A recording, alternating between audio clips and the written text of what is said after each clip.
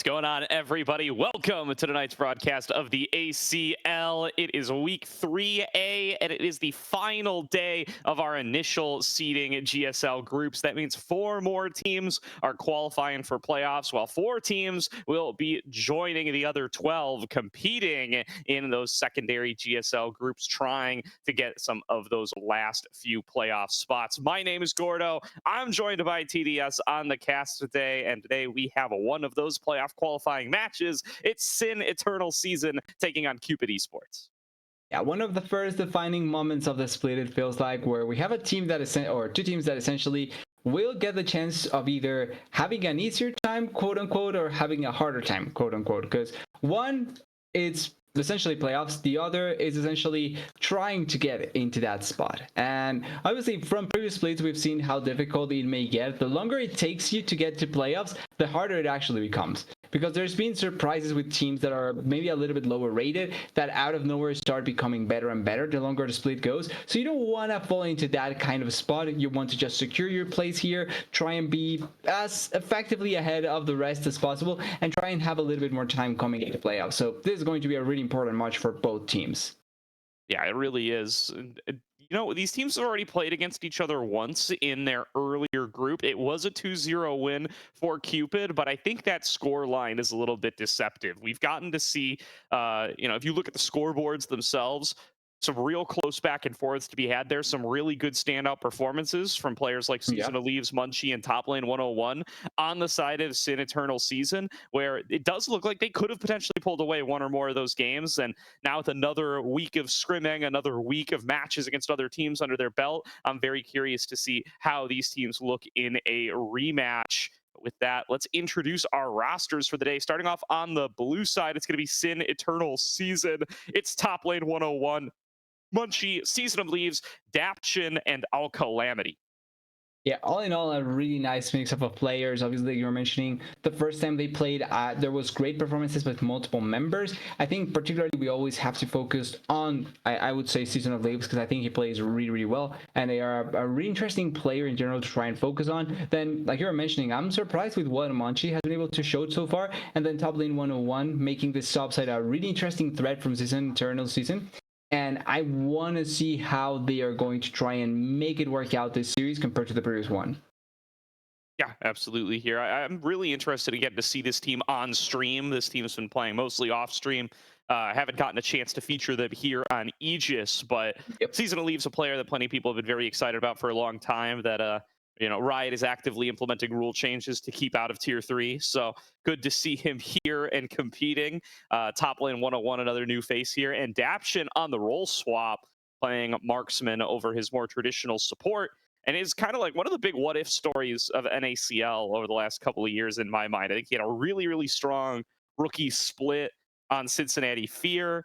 He, of course, has had some solid C-roll runs under his belt. He's on that really strong wildcard red team that had like Arrow and Dokla and Bradley on it, but never really got that next shot. Didn't play in a lot more OQs, which I'm sure didn't help, but didn't get to see, I think, as much of this guy as his skill level would indicate. And he's paired up alongside All Calamity, another player who's kind of up and coming. I think really up and comers across the board on this SYN Eternal Season team.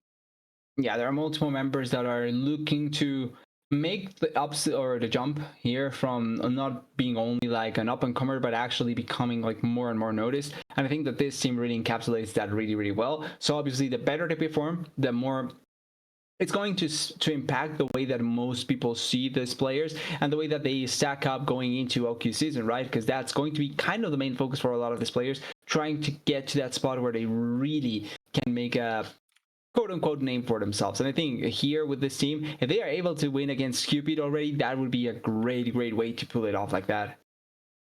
Yeah, and now going to check on out who's going to be facing off against them tonight. It is going to be Cupid Esports. It's a familiar team, especially once I tell you who some of these screen names are. It is from top to bottom, Dr. Calculus, Bio, Adam, Hub, and Tubbs. And for those NACL fans out there, this is 100% of last split's Pulse Star roster, 100% of the former Slated 6 roster, now staying together for if you buy into the hype of a 3-split season for tier 2, tier 3, their third consecutive split together.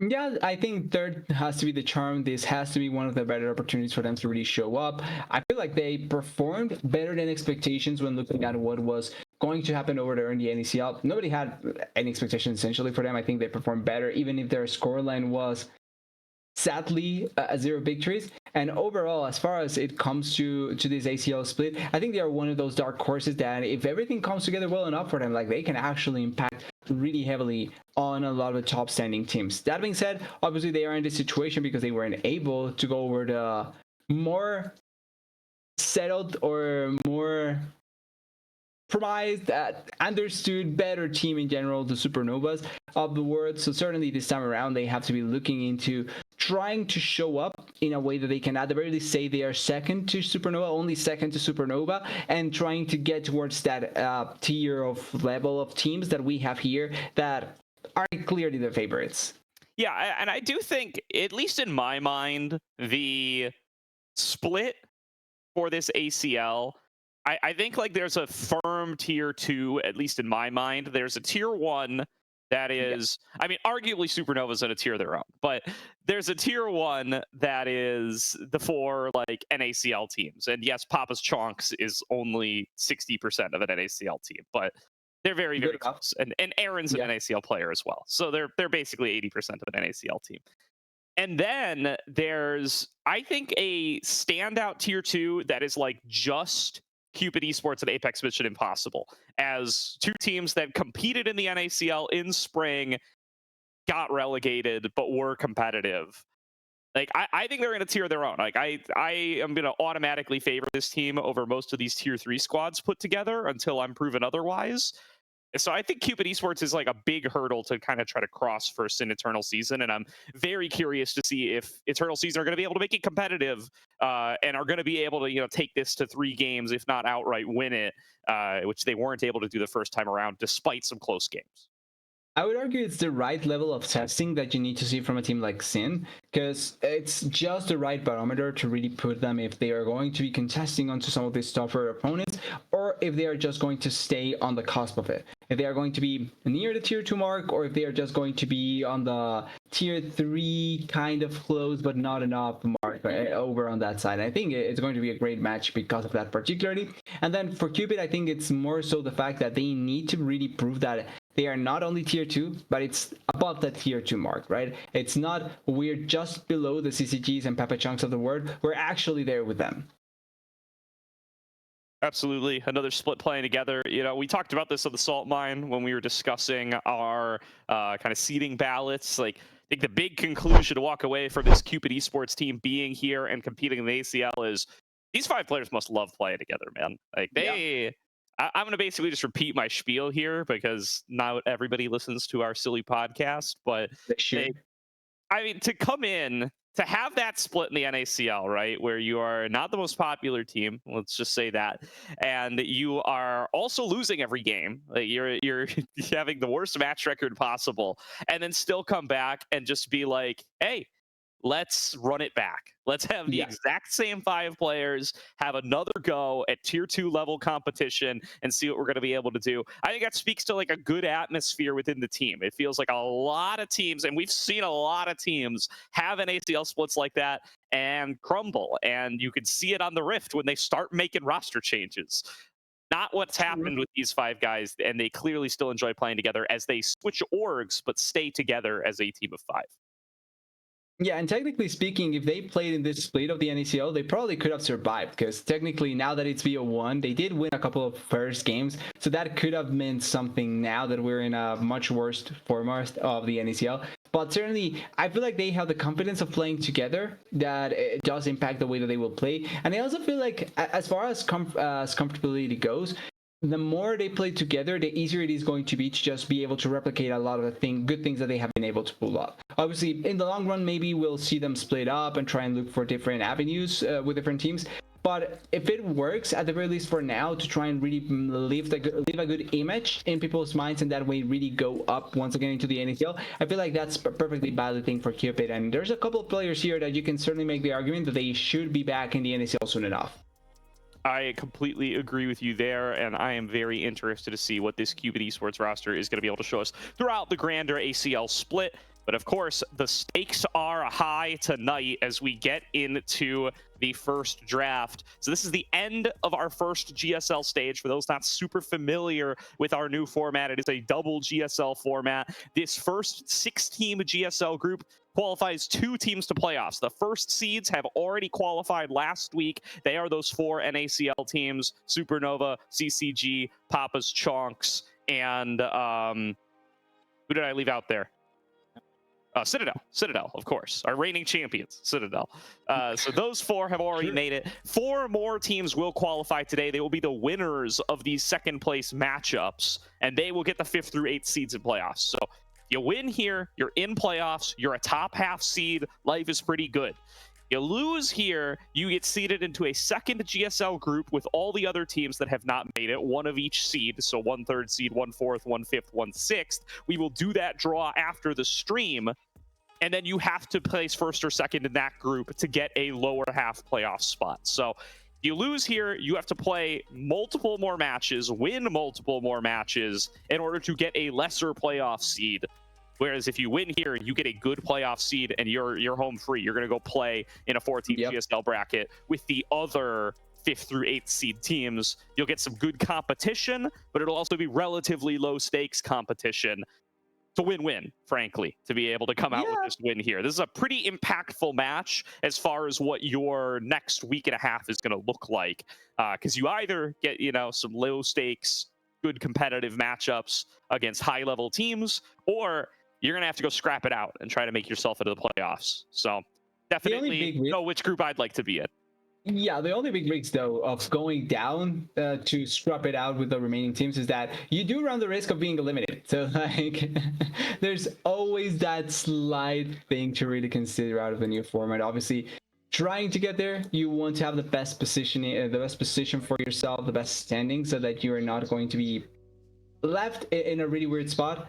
But overall, I feel like for either of these teams, I think the main thing is going to be having that opportunity to play against the tougher opponents, because that is really what's going to, I think, make a difference going forward in playoffs. Because the tougher, the stronger the opposition is, the better practice you get, the more chances you will get of improving, and that way being able to fight against them as well. Absolutely here. I mean, I think that's almost an underrated aspect here. And I think it's one of those things that, like the NACL teams and the NACL competitors here really appreciate about the format is you do demonstrate some really high competitive skill if you do smash your way through the initial GSL groups, as you are kind of expected to by seeding. Then you're rewarded not just with a really good high playoff seed, but with the ability to go and kind of scrim in a very small elite block of teams in a best of 3 full fearless format, which is something that organized competitive, I guess, doesn't actually offer you in the official tier 2 league anymore. So it is a good opportunity to go in there. And, for these NACL teams, they're already doing it today, right? Supernova, CCG, Citadel, Papa's Chunks, they're playing best of 3 full fearless against each other for real stakes, which is something you can't get elsewhere. And that's something that's offered to the winner of this matchup, right? Because you're going to get some of those other really competitive teams, those other teams that finish second in their groups. If you assume it's going to be based on seeding here, if you assume it's going to be, somebody like Cupid walking away from it, you'll probably end up with a team like Gravity or Milk Esports Whole Milk, a team like AMI or Prosperity, and a team like Milk or Lotus all in there. All of these teams, clearly these playoff caliber teams. I fully expect all of them to end up in the top 16 when all of the GSL groups are said and done. With that said, let's get into the draft for game number 1. First one off the board, it's that Lux. That is the main champion of the young prodigy. Seasonal leaves. He will once again not be getting his hands on that Lux. Yeah, perm band it looks like for him, and it's a surprising one. I think there's obviously a lot of value out of the champion, but it's really niche, so not surprised to just see it went away. And that being said, there's going to be a lot of focus between these 2 mid laners. Already 4 mid lane champions banned away. It looks like Mel is re-enabled. I think, was she enabled last week? Because I've seen her disappear for quite a bit. So there's a bug She has not been disabled for Aegis, to my knowledge. Oh, okay. So I thought she was disabled as well. That's am I crazy? I will go and check on the side, but I do not believe there is an Aegis disable for Mel. Okay. Nope, no disable on Mel. There is a bug. There is a bug with the ocean. Yeah, that's why I saw that she was disabled. So yes, I have also heard about this. I guess it's just low probability enough that there's not been a disable. But there is a bug. But either way, I mean, Season of Leaves, big Mel player, has played Mel in both of the series. Yep. Or in 2 different series so far. I guess they've played 4 series so far, but has played Mel twice already, will not get their hands on it this game. The Gwen for top lane 101, something else that's been selected twice. That's going to be the first snap up here for Eternal Season. Yeah, interesting that they are going for the Gwen here. Not saying that it's a bad pick or not, but most of the times we do see that if it's left open, it's the Barrow is the one that ends up being first picked, and it's still open for both sides. They could technically go for the Barrows here. It's a really strong champion still. You haven't had to face the nerfs yet, or at the very least the change in playstyle yet that they are kind of forcing the Barrows to go into. And it's going to be the Wukong pick for Cupid as well, having a really strong jungler. Selected from one of our conversations on the last Saltman episode, one of the trifecta of the current jungle meta. Not surprised to see it coming here. Will we see the other 2? More than likely, so it's just a matter of time. But I'm surprised no Barrys yet. Yeah. And okay. Now going to be a yeah, I mean, we're likely going to get each of those champions at least once, but only once, and that's the important thing. Top lane 101, getting that early Gwen. Another player that I think is very interesting to keep your eyes on from Eternal Season, kind of in there. I never know what to call these players. He's an Aegis rookie. He's an ACL rookie. He's like a true tier 3 rookie, I would say, as well. Has played collegiate with UIUC, ILL, and definitely going to be a player to keep your eyes on, as that is a school that has produced a number of beloved top laners in our tier 2, tier 3 scene. Shout out to Topo and Quacker. Now, Hui going to be the selection here. Another favorite of Season of Leaves. When they can't get on that Lux or that Mel, they have frequently gone to the Hui in the past, and they're going to be happy to lock that one in as their matchup of choice up against the Orianna from Adam. So it's going to be Mage v Mage to kick things off, and Munchie may play this Rengar. I don't think this is fake. Munchie will play this. It's not what he'll default to, and there's still Pantheon up. No, there's not. Pantheon is banned. The Zed is for Munchie, dog. He's going to play the Zed. And that's a jungle Zed 100% of the time, and that's an aggressive composition already for this, and they are going for a little bit of poke with the wave, but assassination potential with the Gwen and the Zed is going to be really interesting, and also super long range assassination potential thanks to the wave plus Zed combo is going to be fun as well if they are able to pull it off. Now, for the remaining pick for Cupid, surprisingly, we're going to have a first ban phase or first big phase with no barriers picked at all. It's going to be the Ambassador to close it out, so a pretty straightforward matchup, I would say, in the top lane, nothing out of the ordinary, but I'm really surprised on that Barriers pick just going away so easily here, and maybe the second round bans, we're going to see it taking away as well. Yeah, very possibly. It's been a big pick for guys like Hub, especially, and it wouldn't surprise me to see that Adaption. Adaption has been a huge Senna merchant, has gone in for that pick as frequently as possible, and if it gets left up, it wouldn't shock me to see it come through again. So something to keep in the back half of your mind there is that's just been a really powerful duo between Daption and All Calamity. Letting All Calamity play these strong kind of engagers like the Rakan, like the Alistair, and just pair it on up with the Senna, who in her current state is quite strong with those sorts of picks. Wouldn't hate it here, especially with the double dive of the Wukong Ambessa. Just getting an Alistair or a Braum in there, I think could be very, very nice for All Calamity.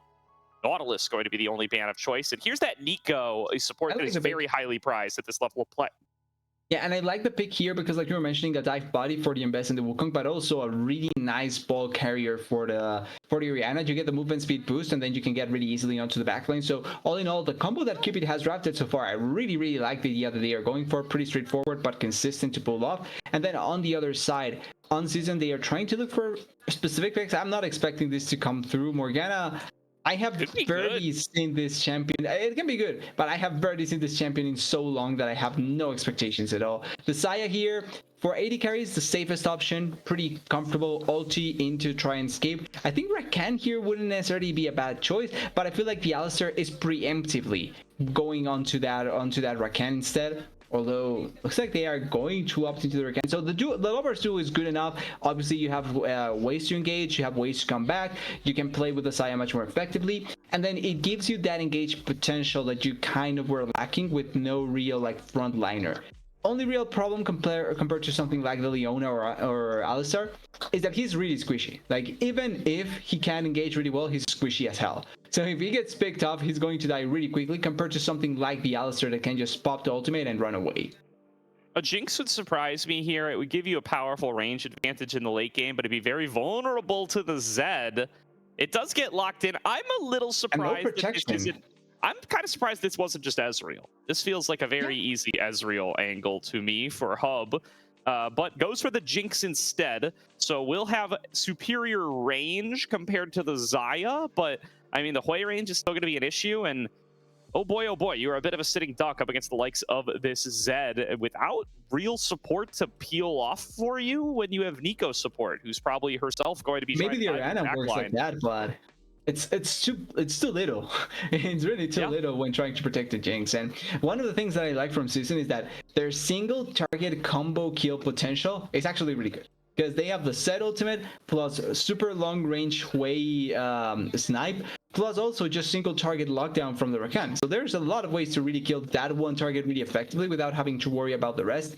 And one of the things about the Cupid team composition is that they want to play forward, not backwards. So realistically, most situations would mean that Jinx is either going to be left by herself or she has to run in with the rest of the team. And neither of those things is something that she wants to force or be forced into in any game. And that's why I'm surprised with a little bit of the decision from Cupid here. I think Ezreal would have made more sense, like you were mentioning. Pretty comfortable, pretty safe, nothing out of the ordinary from what you need to do.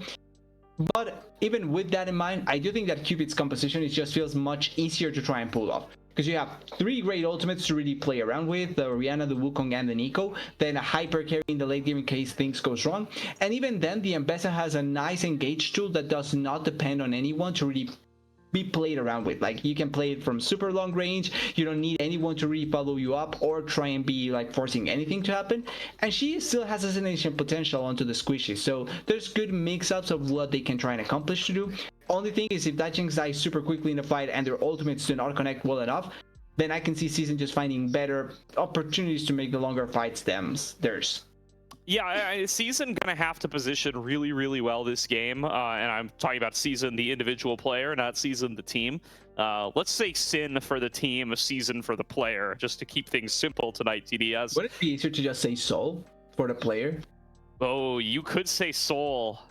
That's not a bad decision, although if an Aurelian Soul gets selected this series, that's gonna make that really hard. But yeah, I'll take that as well. We'll allow either one to go up on the board. But the player that I think has a great position here is Daption. Like, I think Xayah ends up being such a great selection in this draft. It's like, how do you really, other than Dr. Calculus just like sniping a raw public execution out there, how are you really going to be able to reliably lock down Daption? He should have ample time to respond to things like a Wukong Cyclone, like an Orianna Shockwave, like a Pot Blossom off of the Nico.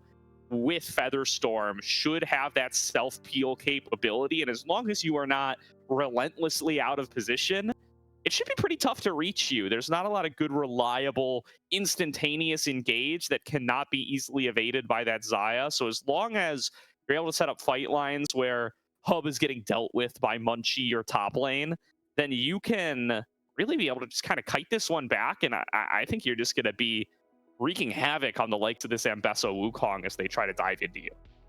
Yeah, in general, I think a lot of the idea comes down to, obviously, first to come into the play or first to come into the objective will have general control of everywhere, and then also who can execute on it quicker, because I feel like burden of execution will fall down onto who can be quicker on what they want to try and accomplish in a fight. I think for the side of SYN, there's less burden of execution in the sense that they don't need to do anything as long as they are able to deny or dissuade the engage potential from Cupid.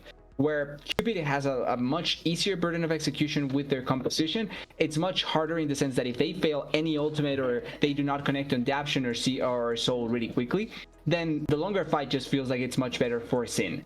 And that's kind of the big problem that kind of comes from their compositions or the idea that they wanted to draft with here. And it also falls down into, if Hub dies really quickly, then I just see this fight kind of going backwards. Because even if you connect two good ultimates onto Soul or one good ultimate onto Action, if you're not able to have an AD carry to really follow up on the damage, because later on that's going to be the main difference maker in some of these instances, then it's really going to be difficult to win a fight even if you connect some of these ultimates. Burden of execution is much easier on Cupid, but then burden of play, I would call it that much better. After that, maybe a little bit harder just because of what is demanded of that, on them to be able to win certain fights. Yeah. And now, going to be waiting for this spectate delay, and curious about the matchup. I think Dr. Calculus versus top lane 101 going to be another lane keep our eyes on here. They end up in a skill matchup with this Ambessa up against this Gwen. Should be very interesting to see who's going to be able to come out on top. And top lane 101 kind of with a similar origin story to Dr. Calculus, whereas Calculus for a long time was this CLOL player who would pop up in collegiate competitions exclusively, but would never come over here to play an ACL or play in the open qualifiers until one split he did, and then immediately broke out and was a, you know, super highly rated player, made the promotion tournament with Ducky Getters in his initial split, kind of really giving tier 2 a shot.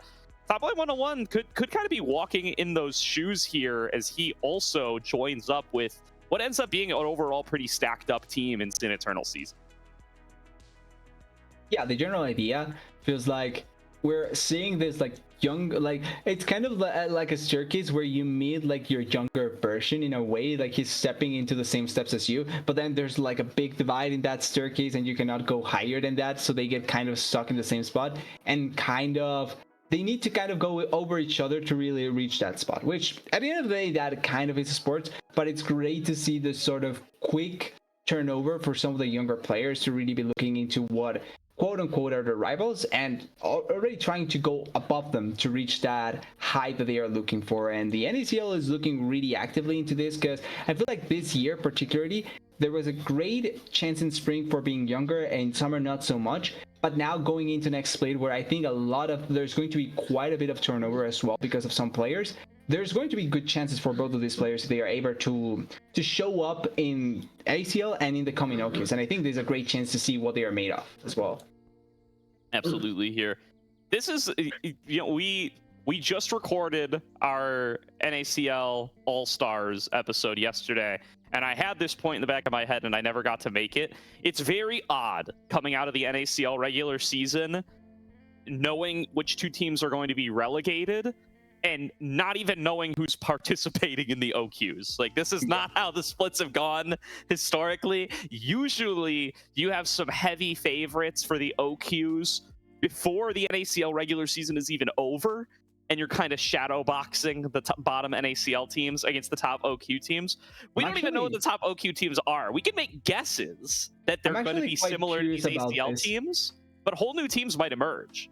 I just thought of this though. Is it possible, before we start in the game, is it possible that an NACL player that is in a relegation team decides to go to an OQ team instead, since they are technically over? I finished. They should still technically be under contract, I would think, but I don't know what stops them from just like leaving. I don't. That's getting a little complicated. Yeah, and what if, for example, let's say Winthrop gets eliminated from playoffs, right? And one of their players just like, let's say they know that they are getting kicked off for next year, and he wants to play in these OQs to go back into the NACL. Is there anything? Is there like any rule that is stopping that as well? I assume. I hope so. That's my answer to that question. I would think that there is like NACL roster lock should be in place, and I would think that that goes both ways. Traditionally, NACL roster lock is about not adding OQ players to your NACL teams, but it may have to go a little bit the other way this time around, where it's about not we don't know the other way around, right? I do also think like at basic incentives, you know, like Citadel missed qualifying in the pre-spring open qualifier. Like, the nature of just a big 64-team double elim bracket is that that's a huge risk. I think you'd rather just play with your NACL team, frankly. As Bio is on the wrong side of the map. He's getting that ward one way or the other, but I don't know if he's going to get away. Does have Adam covering for him, and actually the DPS kind of drops off, and he will be able to get away. So he's probably going to have a delayed start on his clear, but all in all, the punishment is not too significant, and there's going to be a chunk on the hub here as well. So low health bars on several members across the map. Top lane 101 going to take the recall. Bio and Hub not going to get that privilege, and Hub is still getting pressured here. He's at less than 150 HP here coming into lane. That is a big win though, yeah, because now for laning phase, one of the biggest factors for the side of Cupid was having that ranged lead that you can play off of in the bot lane. But now, essentially, we have a Nico that is below 50%, I would even say close to 30% health, and barely able to do anything. They are going to try and push here, but it's not going to be the same level of utility that you can see in other places. One of the funniest things though was that Bio did not recall, so he's doing his jungle just like he normally does. That's the advantage of having a jungler or junglers that can essentially just lifesteal everything from the jungle and not have to worry about anything. But it's going to be a little bit longer, or it's going to be a little bit more difficult for him to go into any lane at this point, because he wants to try and recover most of his health bar before trying to help in any way, and that does open up a little bit of a space for Munchie to either power farm as well or try and look for any lane that is looking too far forward. Oh, Jungle Pet's super balanced here. Looking like Bio gonna have no problem resuming his clear. Want to note out here that Tub and or Brurudo, whatever your preferred name is for this Nico player, did just pop all of their potions to be able to regen back up. That is going to be a health disadvantage in the extended plays, assuming that there is enough time for Daption to be able to use his. So looking for this Xayah Rakan to start making some aggressive trades happen, especially once level 3 is attained by both parties. Yeah, at least Calamity has self-heal, or like a heal for his AD carry, so even if there's poke, there's at least a slight chance of getting the better out of that. But for Nico, there's not going to be that opportunity. They are running the heal, so there's technically some opportunities for them to try and get healed before anything weird happens. And also important to mention, there is an unsealed spellbook on the side of SYN, on the side of Calamity, which means that they more than likely will have an extra teleport and someone else to join the party in case something goes wrong. Oh, top lane. Bio approaching top lane here, as is Munchie. Top lane does spot that Bio was making his way out up there, so Munchie going to be in the mix for a potential 2-on-2, but health bar is low enough for Calc and top lane that it would just be a clear mistake for whoever steps up, so they are not going to make that risk. Both junglers going to end up backing away here as they find themselves head-to-head up against each other.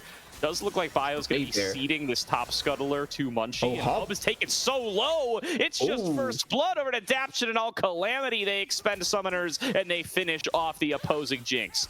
Now going for even more here. Calamity knows that he's without potions, without heal, and wants to keep Hub low, but now going to be another potential trade as Calculus looking for the solo kill, can't find the damage, and top lane 101 will be forced to flash, but will stay alive. Deciding to not flash your Calculus, but on the bot lane they did decide to flash, and it turns into a first blood for Daption. Nobody better than the AD carry on the side of SYN to get that kill. Really good by them the way that they played, and it all started from Calamity because he is the one that decides on the engage. They take a great trade by locking down Hub, and then even though the Nico was trying to heal and trying to keep the Jinx alive, it just wasn't enough at the time. Great presence of mind, great kill, and such a good start for SYN, already having an important advantage in the bot lane. And, you know, really, really good stuff, yeah, for Daption and Calamity to be able to win out in that 2-on-2, and probably somewhat a spillover impact of the really successful level 1 trade that Daption was able to find up against Tubbs. And the net effect here is that they are finding success with this powerful 2v2 lane that they drafted for themselves. They're going for the early lane swap here. It is a very early lane swap. In fact, they're swapping on the dragon spawn timer rather than the grub spawn timer. Not completely unheard of, but does mean that there may be an opportunity to take a dragon here on the side of Cupid, but they do want to keep this 2v2 as a 2v2 while those summoners are still down. They don't want to handshake a 2v1 situation. They may want that, but there are 3 people out there in the top side for both teams, so probably not going to be just a straight up 2v2 here. That being said, even with the kill down, Jinx is doing a really good job at farming. Look at the difference between both AD carries. Daption is at 33 CS, where the Jinx is already at 42, so 10 CS difference. And importantly, also in top lane, Calculus is 1 level ahead of top lane, and also a really good amount of minions ahead of the Gwen up here. Yeah, wow, top lane just winning out that trade despite the level discrepancy. I'm waiting for public execution to come out. The only thing, though, is if Calculus misses it, he might be done for. Top lane going to take that level 6 soon, though, and then that health advantage is going to be all the more impactful. Hub going to get rooted up by the Feather Call. Damage. Chunked out once again. How far away is top lane from this level 6? How does he still not have it? I'm watching it in the top left corner of my screen, waiting to see if this fight's going to break out. That's an ulti committed from Adam. Season of Leaves going to throw out the fear, force the dodge backwards, be able to keep himself up. And Hub now finding himself zoned off the wave. All Calamity trying to get some harassment through, but just getting poked out by the Nico in trade. Yeah, they are trading here. Al Calamity going for the exhaust as well here. Can they kill the Nico? More than likely not. They already used the execute on the Saya, so that means that it's just going to be a free wave for Hop here. More than likely a back in this position. And then in the bot side, even though we were seeing Calculus and Top fighting, oh, Munchies here has level 6. Yeah, so does top lane. Calling him up perhaps, but the push in mid belongs to Adam. That does make things a little bit dicier, and Wukong being present with the stone skin means he's not really a good assassination target. Calculus flashes in. He thinks he can take this one with the level 7 versus level 6. Does connect. The public execution, and it's a solo kill to Dr. Calculus. Bio making his way on down to cover from a counter gank from Munchie. It'll just be a clean 1-for-0 for Cupid. Yeah, just needed to show the presence of the Wukong on the side there, and that means that there's not going to be enough to be able to kill Calculus in this situation. Great solo kill there by Calculus, actually forcing the flash by himself, like flashing forward, trying to get on top of the enemy when so that there's not a lot of opportunities for her to escape, and then being able to also connect point blank ultimate on her face. That turns out a really easy kill, and now at the very least having a strong point of contention for the side of Cupid. Meanwhile, this Jinx tries and gets back into a really powerful spot. She's doing fine at the very least. She's ahead in CS still, but it's to a point where you don't want to give up anything, so having Calculus be this strong, it's going to be really ideal for them. Absolutely. Now, getting that push in on top side for Adaption and All Calamity. They can likely make good on this lane swap to be able to secure themselves these grubs. Eyes on Season of Leaves continuing to fight for the push in mid lane. Just needs to keep using that Molten Fissure to keep things pushed out. That Munchie can make his way on up. I do think Munchie's going to want to secure this blue buff as well. Bio in the area here too. So these trades in top and mid lane going to have critical implications for who's going to be able to secure these grubs.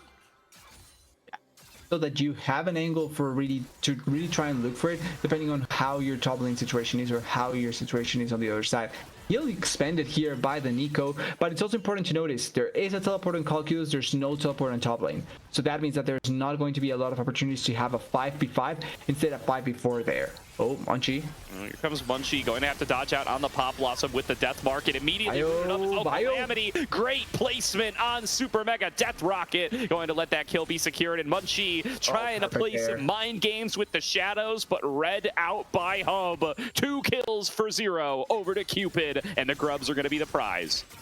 Great presence of mind in that play from Hop to be able to realize not only that there was a great angle to look for in a Nico ultimate there, but also knowing that if the Nico commits the ultimate onto, or sorry, the set commits the ultimate onto the Nico, then the Jinx is completely free to really just go unchecked and try and fight it out. The Nico may die, the Wukong was also looking close to dying, but the Jinx completely unchecked in the whole duration of the fight means that there's going to be a much easier time for them to really force something and be able to get the better advantage in that play. 2 kills for the Jinx and nobody lost on the side of Cupid, plus also grubs.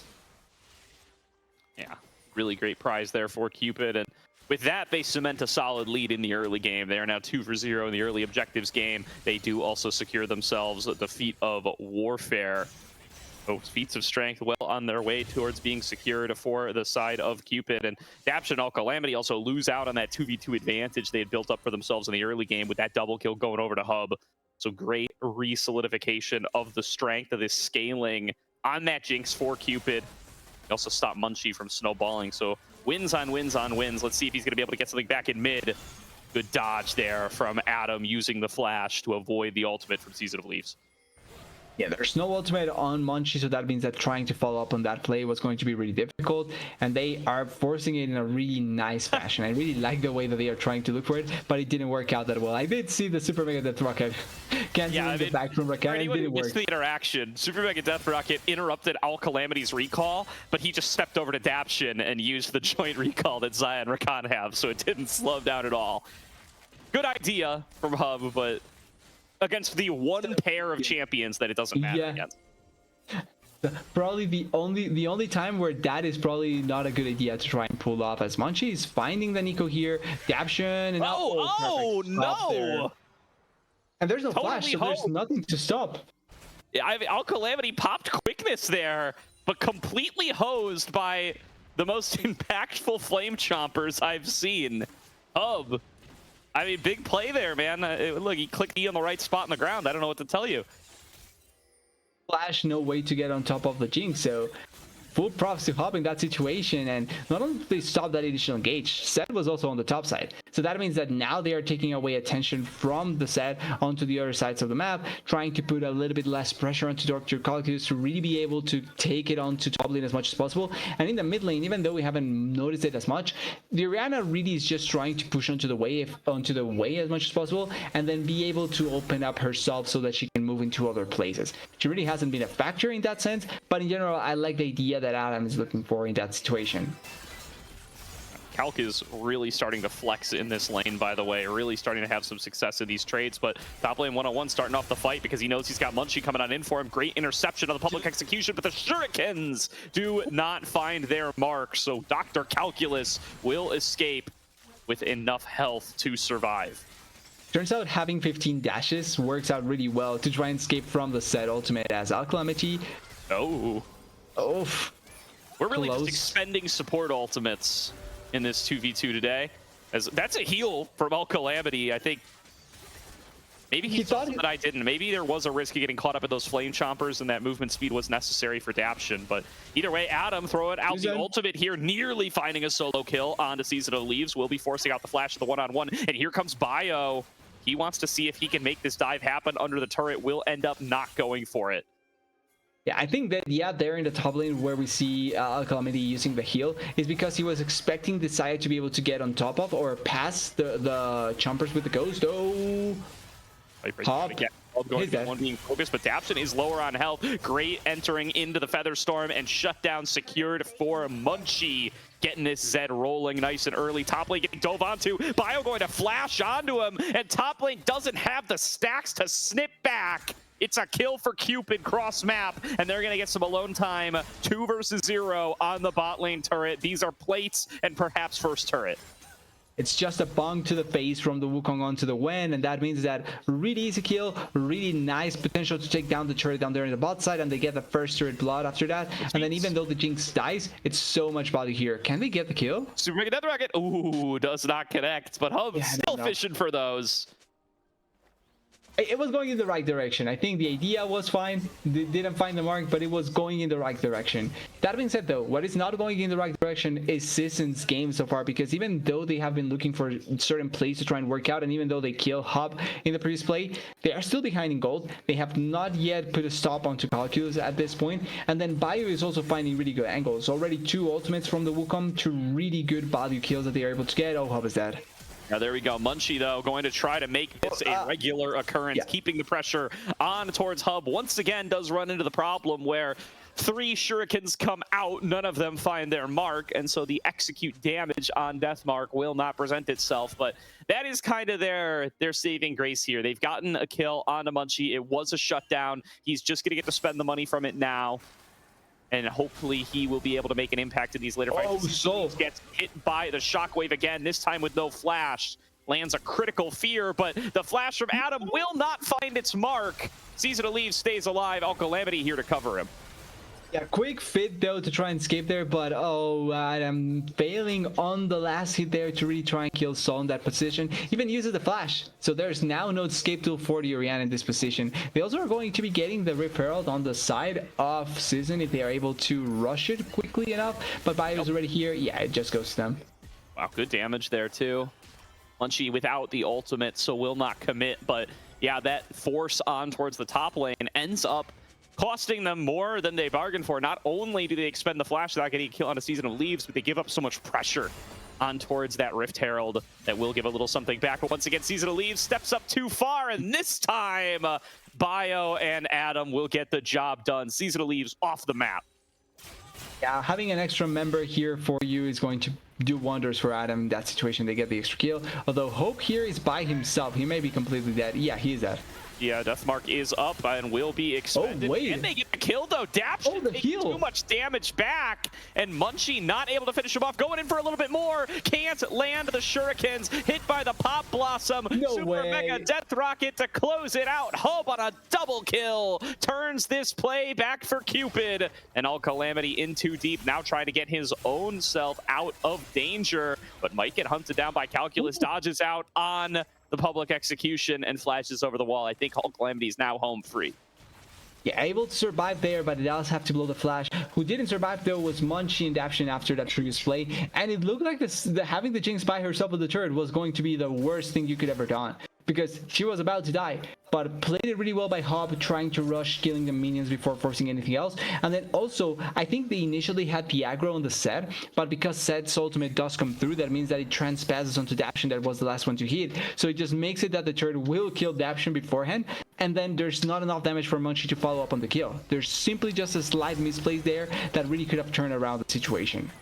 I mean, that seasonal leaves full combo on a Calculus, by the way, and it does like less than a quarter of his health. Let's see if Munchie's going to be able to get the job done. Still doesn't have the ultimate, though. All Calamity going to be able to force that flash with the Grand Entrance. Bio has to retreat as well. That's so many members committed from Season. They are not going to end up getting too much out of it. Yeah, it ends up being 4 up here on the top side. It's going to be just a turret going down in their favor. They do have plates, or sorry, plates, no, bounties up and available just in case. So that means that their gold value is going to be quite good in comparison to what it was before. But now with this turret also about to fall down, a secondary turret here for the side of Cupid is going to be worth more gold. And I don't think that it's going to be enough for their push out right now on the top side to really put a stop to this. So gold value overall in favor of Cupid, kill value in favor of Cupid, and also dragons looking to be in favor of Cupid as well. Yeah, and a weird collapse coming through here. Munchie, I think, loses track of where everybody is, ends up blinking into a bunch of a public execution, connects on a top lane, and a beautiful collapse from Cupid will net them 2 more. SYN just look out of sorts now, losing out on gold cross map and getting picked apart. It feels like the setups that Cupid are able to find are just that much better and much easier to find in multiple situations. And then Season kind of like trying to fall in the right place and make it work out, but the problem is that they are taking too many opportunities that are not working out and just giving free gold in a lot of these instances. You can look at the item difference, for example. 2 items on the Orianna, 2 items on the Wukong, 2 items on the Jinx, 2 items on the Ambessa.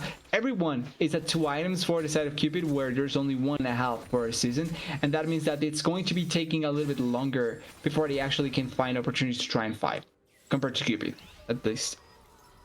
Definitely. Hub hovering around, getting some vision, feeling confident to step up aggressively when he's got Bio and Tubbs in his back pocket, hovering in and around the mid lane and that bottom side jungle, clearing out mid, catching it high, and just under no threat, not feeling like this Zed is going to be able to engage onto him, not feeling like the Gwen or the Rakan pose any threat either. And I think Cupid's right about that. They're in such a dominant position, such a solid gold lead for this early into the game, that they can play up and aggressive and just strangle SYN out of resources. Yeah, it's working out really well. They are finding the right avenues to make it so that they can try and take away a lot of the gold from the side of Season. And it's because they understand as well that they do not need to force the issue on this game just yet. Like, they can take their time a little bit more. Ooh, Wade, top lane. Wow, another Shockwave looking for the solo kill on a top lane. I think he's got it. That's a flash forced out of top lane 101. But no kill secured. Is there a response opportunity from SYN? Calculus coming in on a deep flank, gonna find himself in a 1 versus 4 for a little bit. This may be it. Public execution committed. It's on to Munchie. He's trying to kite his way out, and he will do so. Creates a mile of space in an instant. Oh, Bio trying to make the collapse happen. Rooted up by the feathers, trying to kite back. Another big ultimate connects from Seasonal Leaves, and that is gonna be a shutdown to the mid laner. Now can SYN get themselves out of here, or is it just gonna be a chain of resets for Hub? 2 already, so looking for a 3rd, gets it, a triple kill to Hub, +1 to Adam. Cupid make good on the fight, 4 for 1. Yeah, Munchie at the end is the only one that is able to escape in that position, but the rest of the members all dead. The rest of the members on Cupid almost all alive, bar Bio, but that was such a good engage that he's able to find. And even though the Baron buff is not looking like an objective just yet because it has barely spawned, they are really inching closer to just trying to get that and being able to close out the game after that. The Anakin, though, it is here. It's strong, and it's going to be taken by the side of Cupid. Cupid firing on all cylinders here. A little bit of a misstep at level 1 that ends up putting Daption ahead. But since then, they have been playing very well in the lanes. They've been playing very well on the map.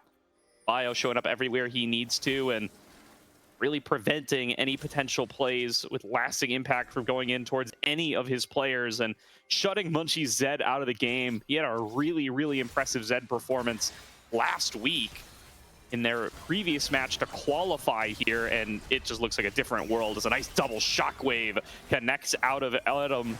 He will be able to get out of here. They're going in for Bio instead. 3 members dumping everything they've got into this Wukong, and they will be enough. Munchie claims his second. Yeah, perfect pick there, finding Bio in that position. Now no ultimate from the Wukong for a couple of seconds. That means that trying to force anything towards this area is going to be a little bit more difficult. You do still have the Nico, which can try and force something if she wants to, but it looks like she only cares about turrets, only cares about trying to make the game be easier on their team side. And with both the Ambassador and the Arena pushing on the side lane, then having this member here... Ooh, I really thought he was going to get killed there. Very close, but not quite there. But yeah, I mean, talking about Munchie's Zed, it still feels like so much of this game is on that Zed. It's so unpredictable and so unfamiliar to many players as far as how many comp games you actually play against it, that he can get onto Hub consistently, execute him, turn a couple of fights that way. Still winnable for SYN in my mind, despite the gold deficit. Kind of a uniquely comebackable game given the way that this draft has ended up, but it is a tall task. He is not fed at all. See if he's going to be able to find an angle in now. Adam a little bit segmented away from the rest of the team, but both carries' presence makes it tough. And here comes Calculus on the flank. Trying to kite out is Daption, has the top laner right on top of him, and he's just too strong. Just demolishes Daption through the Feather Storm. And just like that, Cupid feel comfortable to go and try to take this soul. Yeah, they really have everything into place to be able to take down the soul. It's only 2 members here, plus Munchie on the side as well, but 5 against 3, plus all the damage that they are able to get onto just controlling this area. That means that it's going to be not only a free dragon pod, it's going to also be essentially the soul completely under control. It's a Chemtech soul, not the best soul, but it's better than nothing, and it's better than giving it to your opponent. So really nice pick they're able to get there, plus a dragon. And then what else can they turn that into as? Munchie needs to be careful. And I mean, it lets them just keep accelerating the game too. The threat of the Elder going to be up and available so early here. They can even time Baron with it to try to make it easier to secure, which I think is a pretty straightforward line of play they should be going for here. Cupid so far ahead in this game number 1. Basically had everything go according to plans from minute 5 onwards. And just kind of strangled SYN out of the game. You can see there's just not enough damage, not enough itemization on folks like Daption and top lane and Munchie to be able to successfully execute on these fights. Yeah. Fight so that they can pull it off effectively and not overly committing in some situations. Yes, they've been picked up, but it's not like they've been picked off and then they try to go for a fight later on or anything like that. Like, they're waiting for their time. They are finding out what's the best to try and make it so that you can get a couple of kills here and there, and then also trying to force it a little bit better. If they can find here the right target to really look into, then they can really just close out the game here.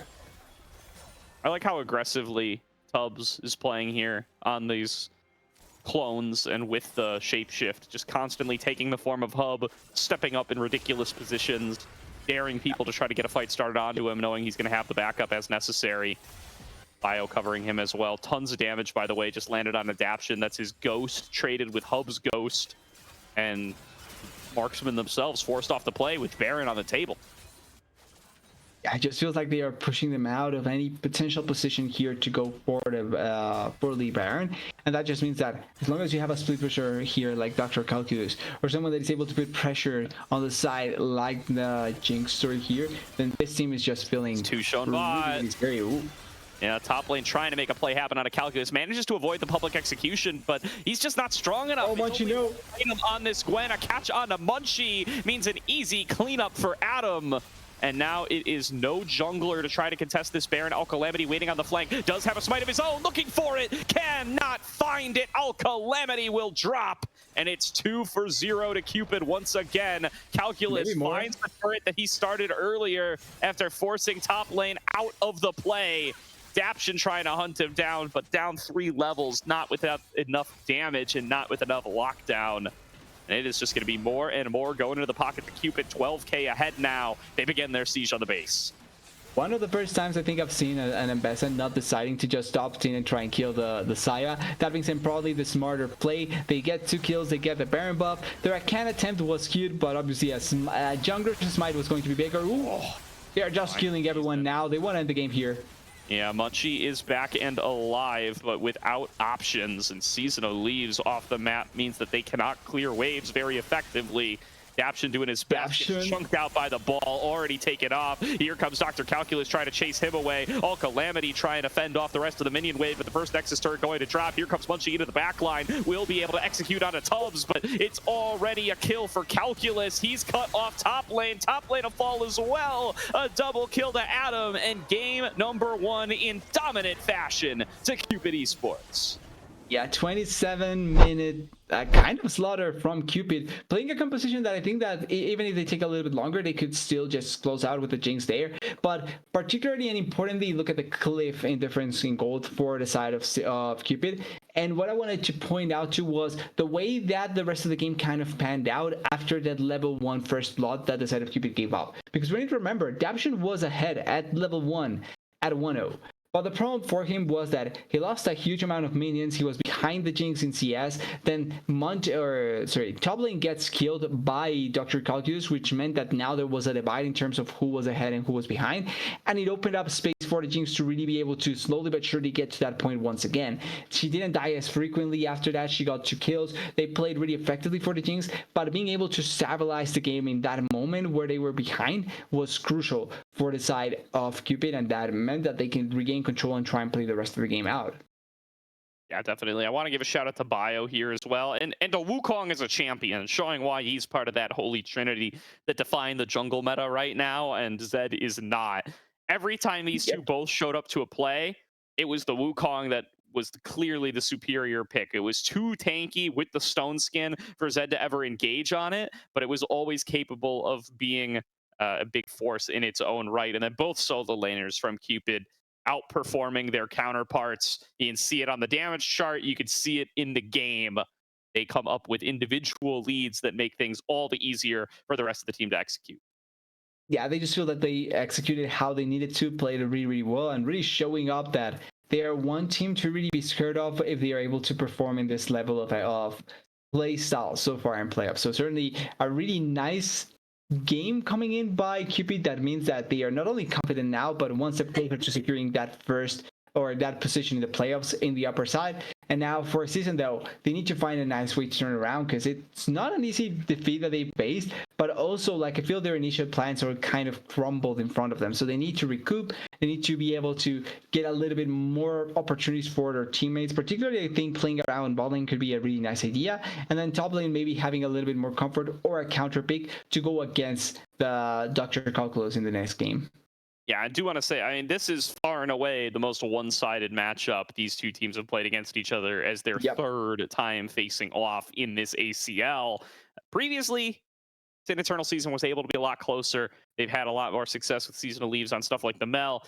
Top Lane 101 had a really strong Aatrox game as well. And I do think both of those games, Munchie playing more standard picks like the Jarvan, like the Xin Zhao, would like to see if he can find a space to get onto some of those where it's a little bit more straightforward. You don't need to rely on mistakes from your enemy to be able to get in there and have an impact. Maybe that'll be a little bit more successful of a recipe for the likes of SYN Eternal Season. So otherwise, Cupid are going to make good on that kind of second tier status that I stated for them earlier, and may very well stamp themselves an early ticket into playoffs as a top half seed. Yeah, they're trying to look for it. They are going to find it if they can, though. And I think for how they played this game out, how they were kind of setting themselves up, and for how they played it, I think they are really in a how to put it, in a really good path to really achieving that. I think what impressed me the most is the fact that starting the game off with a no 1-0 deficit in your bot lane that is kind of the more contested pick of the draft, and they are able to turn around really effectively is something to really look forward to.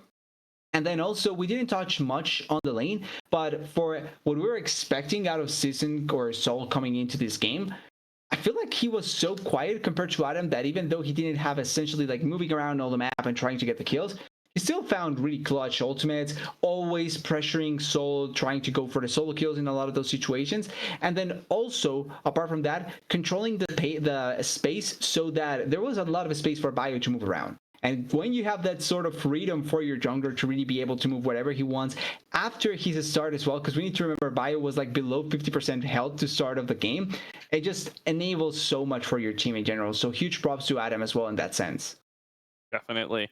Well, with that said, we're going to throw it to a quick break here while we get into draft for game number 2. But first things first, do want to shout out Zen Market. Zen Market is your one-stop shop for buying products directly from Japan. They'll help you buy items from over 10,000 shops, as well as place bids on auctions on your behalf. They'll even consolidate all your items safely into one box and can ship internationally. They provide excellent customer service in 19 languages, which is why Zen Market is trusted by over 2 million users worldwide. Check out the panel below the stream or click the link in chat to try them out now. If you sign up with promo code Aegis, you will get 1,000 yen off your first international shipping fee. In addition, check out the special viewer giveaway by typing !giveaway in the chat for your chance to win a Nintendo 64, courtesy of Zen Market. Thank you very much once again to Zen Market for sponsoring Aegis in the ACL, and we will be back with draft number 2 after a short break. これ着てみたいな。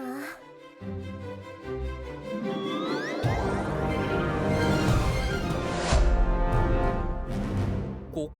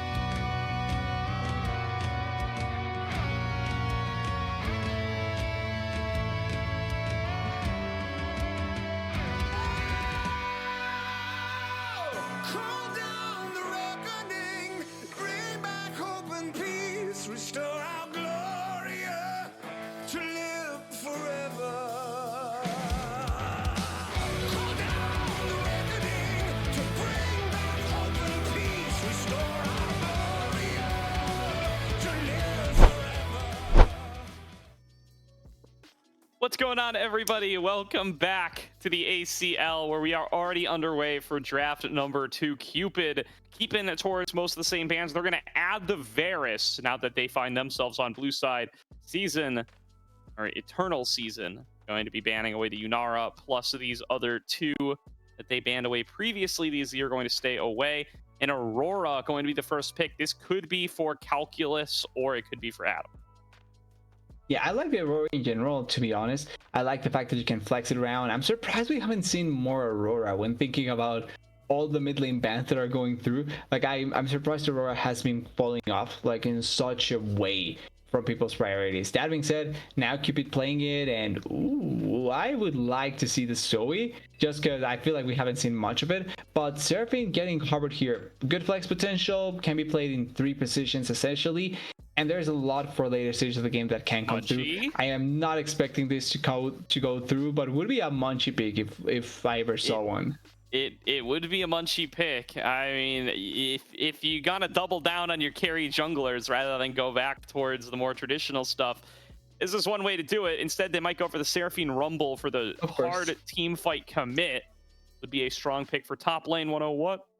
And would leave some questions about where exactly the Seraphine's going to be played. The Xin Zhao, a lot more traditional, would, I think, fit any team comp quite nicely, and they will select it. That does leave up the Trundle for Cupid to complete that jungle trifecta we were talking about. There goes the trifecta, yeah. It's pretty rework with Xin Zhao, remember that, because we're still kind of away from that, but like, it's eventually going to come out. As the Lucian was banned in the previous game in the second round of bans. It's looking like it's more than likely going to come here in the first phase. And with Lucian, you typically have the pairings that you always look out for. But I think that this game particularly, it's setting up for a I was thinking of this. It's setting up for a Braum pick just because of the Seraphine. But now, if they do take it away, it does make it a little bit scarier for the Lucian pick. The Blitzcrank, though, feels preemptive, thinking that it's not going to be a Braum, it's going to be maybe a Melio or a Nami. And in that way, the Blitzcrank is a great pick here. But I think that you should just define your mid laner or your AD carry here if it's the Senna, and then wait a little bit longer till you go for your support. Yeah, I mean, this would be the 5th Senna game for Daption. He has played it in every series so far this ACL, and this will be no exception. Locked in for the 5th series in a row for Daption. And likely going to be paired up with the Seraphine, I would guess. I think this is an all Calamity Seraphine for the Senna Seraphine lane.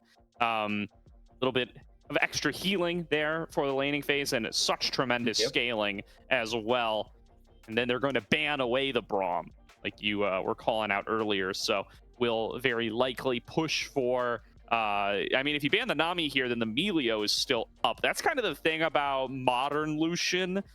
You used to be able to you used to not be able to really do this, where you would pick the Lucian on blue 3 and then leave it up, because if you banned Nami Melio, there wasn't really a good duo, or even pre-Melio, it was even worse. It was like only the Nami, and you needed it was a duo. Either Nami Lucian or nothing. Yeah, and now they've changed it so that the passive works with NECC, and Melio's been introduced to the game, so now there's more stuff. But they're flipping through supports for All Calamity here. That would put Seraphine mid for Season of Leaves.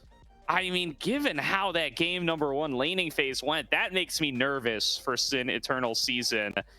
I mean, we didn't get to talk about it very much, but it really felt like a big part of the game 1 was Adam, because the rest of the lanes were just going well for them, and Bio was doing well in his matchup, and people were getting picked left and right, never needed to have Shockwave for team fights, and so instead he could just Shockwave Season of Leaves constantly and either force flash or get a kill. And this is going to be a very rough lane for him up against the Silas. What a great Silas game for Adam here. You get to steal Encore, you get to steal Unbreakable Will from the Alistair, you get to steal Crescent Guard. Great choices. And here's that Melio. Really, you just can't ban away all the Lucian options. He's got too many friends. Yeah, there's really good choices. The only thing that I'm scared of that if this Bard gets picked is probably kind of the best in between that you can go for was the engage potential, because there was not going to be enough engagers here to really try and force something. It was either an Aurora flank or Silas committing. So I think the Bard does make a little bit more sense in how you want to try and play it. but it is kind of also not necessarily the best Lucian pairing either. It's one of those things that you have to pick between one of the two and see what sticks the best. Now, for the last pick of season, they already have the Xin Zhao plus the 2 healers, so I think the Olaf here would be such a good pick for what you can accomplish into the backline. But then the K'Sante is a much safer choice. You have a huge amount of healing and a bruiser in the form of the Xin Zhao, so having a tank in the form of the K'Sante can be ideal to try and just connect the composition a little bit more. The big problem though is that Div's composition essentially banks on SYN and Seraphine never dying. If they die at any point, if they get picked up, if the Aurora soul kills them or anything happens to them, Season's composition kind of crumbles really easily. Yeah, and I mean, the nature of playing against Trundle is you kind of either have to have multiple tanks, so you have to have no tanks. One tank in a Trundle is not a great recipe for success. So they do end up with the Alistair and the K'Sante, both as kind of frontline options. The Xin Zhao going to be a pseudo frontliner as well. But yeah, actually keeping the Senna Seraphine safe going to be absolutely crucial for this draft. And I don't know how confident I am in their ability to do that. The Cupid comp is all flankers, man. They have so many good opportunities to kind of make picks happen. Like, just throw it. Pillar Tempered Fate is a combo. Like, you can just throw a pillar on top of somebody, pop Bard ultimate, and either you flash or you're getting stasis. Aurora's a powerful flanker, Silas is a powerful flanker, and has access to such great tools in the Unbreakable Will and the Encore to be able to get these fights started. I think Cupid have done an excellent draft here, and they are looking geared up to go to playoffs. Yeah, they want to close it out here. And I'm also, I may be a little bit biased with the Silas pick here because I'm coming off of a weekend where I saw from the LT South a mid laner just essentially solo, run over a game just by being a good Silas, or a really good Silas, I would say. So I'm probably going to be biased with this pick as well, and if Adam can just do a bit of that, they're going to run over this game with how effective some of these ultimates are going to be on the Silas here. So certainly scary for the side of Season, but there is tools for them. Like, I don't want to put like everything is bleak and they have no choice. They have a great late game. Like, their late game is going to be monstrous because they have double healer plus, like we were mentioning, bruiser plus tank. And there's a good chance that if they get to the late game, to the late game, they don't die ever because of the amount of healing and survivability that they do have on their side. That being said, they need to reach that point. And in the previous game, they just got right over at a point of the game that there was no hope of surviving that. That if that happens in this game again, it's going to be even harder with Seraphine and Senna. It is looking like it's going to be a tough one. To be able to play on out the way that you're planning, I need to see some early advantages secured by SYN Eternal Season. I need to see Munchie on the Xin Zhao able to have an impact in the early game and set somebody ahead, right? If you're able to set this Silas behind, Silas is one of those champions that if he falls behind the pace of the game, he very quickly starts to feel useless, despite how powerful the ultimates he can steal are. That's what I think you need to hope for on the SYN Eternal Season side. Like, try to play around mid, use a superior mid jungle setup to be able to create yourself really good situations, control the wave as best you can as arranged into melee as Season leaves, and see if you could catch Adam in disadvantageous positions, either with All Calamity roaming around or with just Munchie and Season leave setting up. Yeah, there's a lot of ways to make that work out if they are able to find the right group for it to work out. But then you look at the other side, and I can see just Cupid having similar play opportunities to try and go for that, especially if you open up like space for both Top and Bayou to be able to move around. Like, there's not a lot of places that you can try and escape, and there's also not a lot of mobility. So when you look at scenarios where they are going to try and gank, or team fights where they are going to try and set up, Soul and Daption have no way of escaping apart from Flash. They are really mobile targets, really easy to pin down, and if they get locked down because of a Pillar Vice into a Bard Q combo or a Tempered Fade, or even just Adam just running into their faces with a big Silas, that's just such an easy way of making it be difficult for them to try and force something or make something happen. And the longer it takes for them to scale, the harder the game is also for Season as well. Does make things really, really tough for Season. And going to be looking towards top lane 101 to maybe have a little bit more successful of a laning phase this time as well. It's a tough matchup. Aurora is a tough matchup to most champions, but is tanky enough to be able to just kind of neutralize most lanes. That is part of why K'Sante is so prized in comp and has been so prized in comp for pretty much all of his existence is the fact that there aren't really good true counters. You can try to scale against it, but that's kind of the best you can do. You cannot usually put it in such a bad matchup that it's not able to participate in the game the way that it wants to, barring, you know, a horrendous laning phase.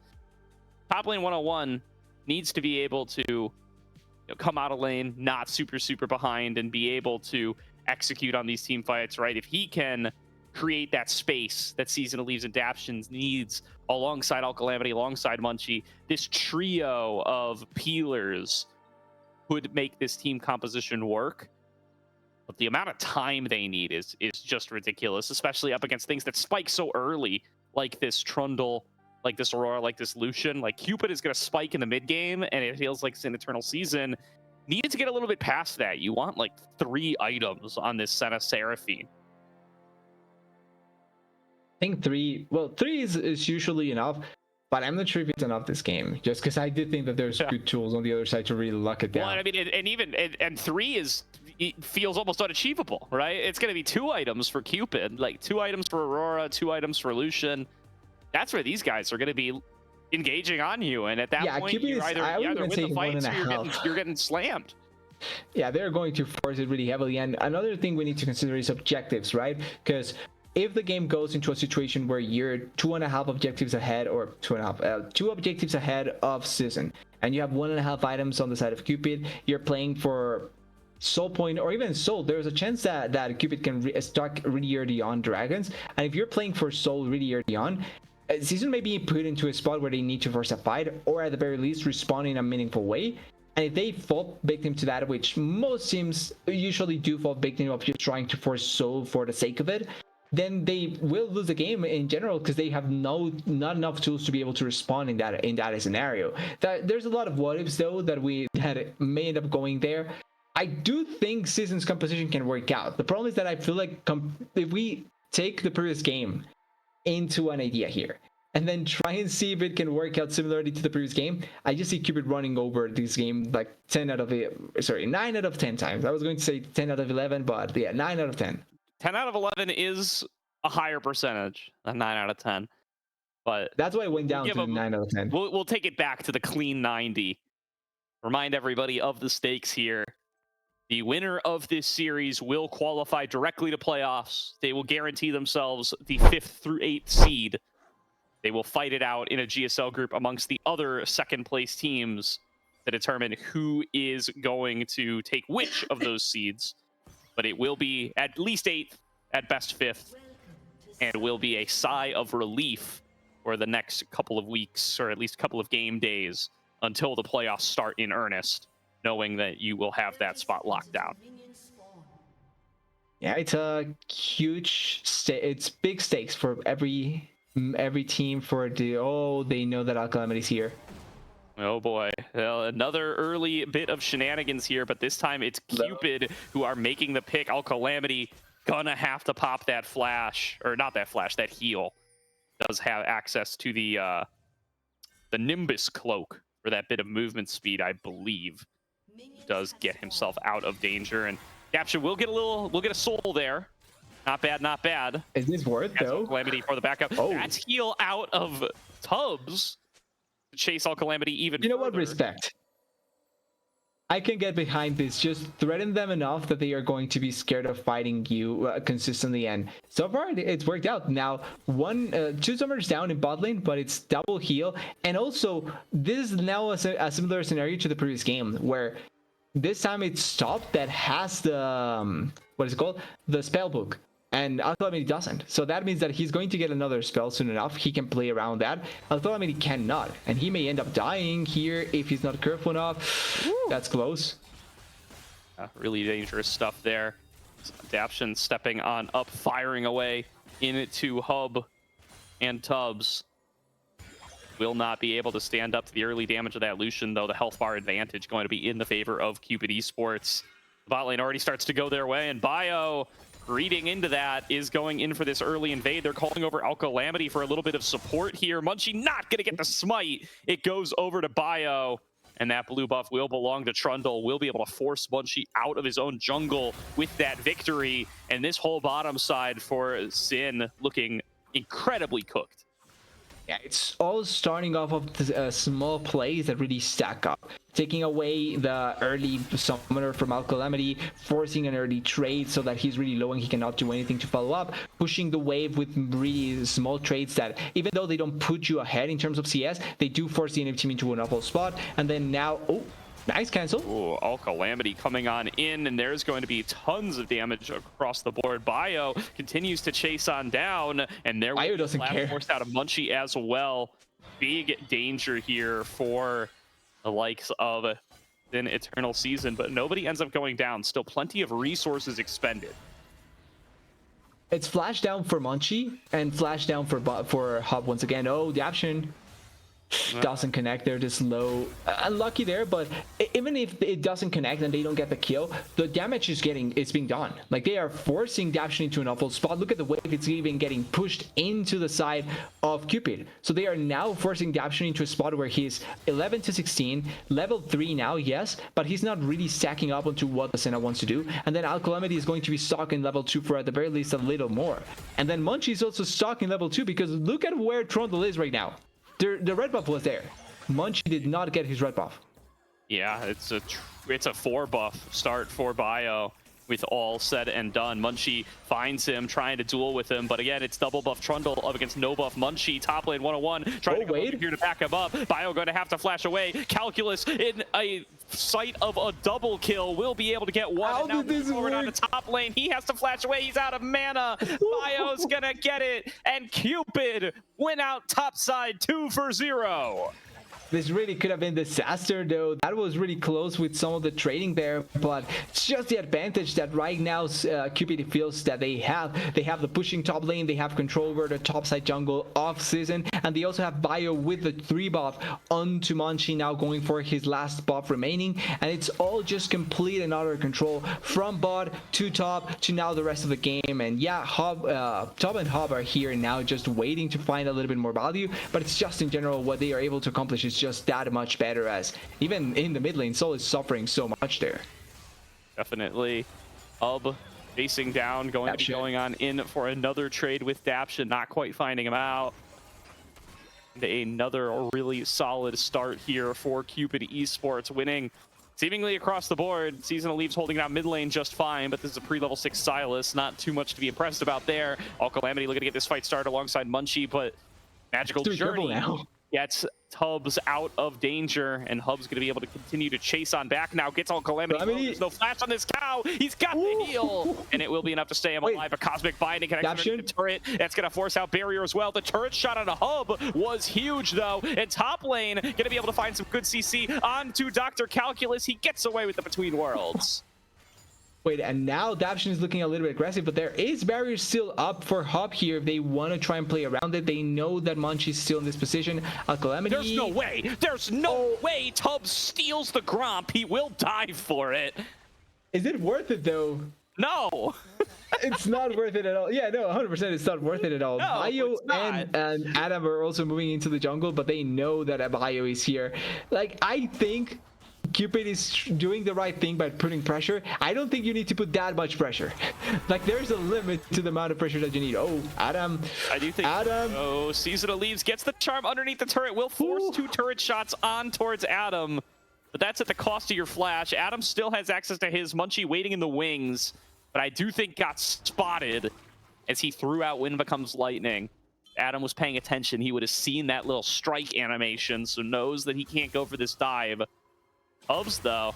Tubbs is a big health bar. He just might be able to make it happen. Tubbs is looking for psychological damage. Tubbs wants in this game. He also has Ignite. Some ridiculous plays in the interest of creating tilt. Dr. Calculus getting locked down here. There are 3 members. Oh, he may be dead here. He's 100% dead here. And now I don't think Calculus has anywhere to go. He's got no flash, no ultimate. Shut down gold to Daption. So we're 6 minutes in, 7 minutes in, and he already has a shutdown just because he got 1 kill and a few minions ahead.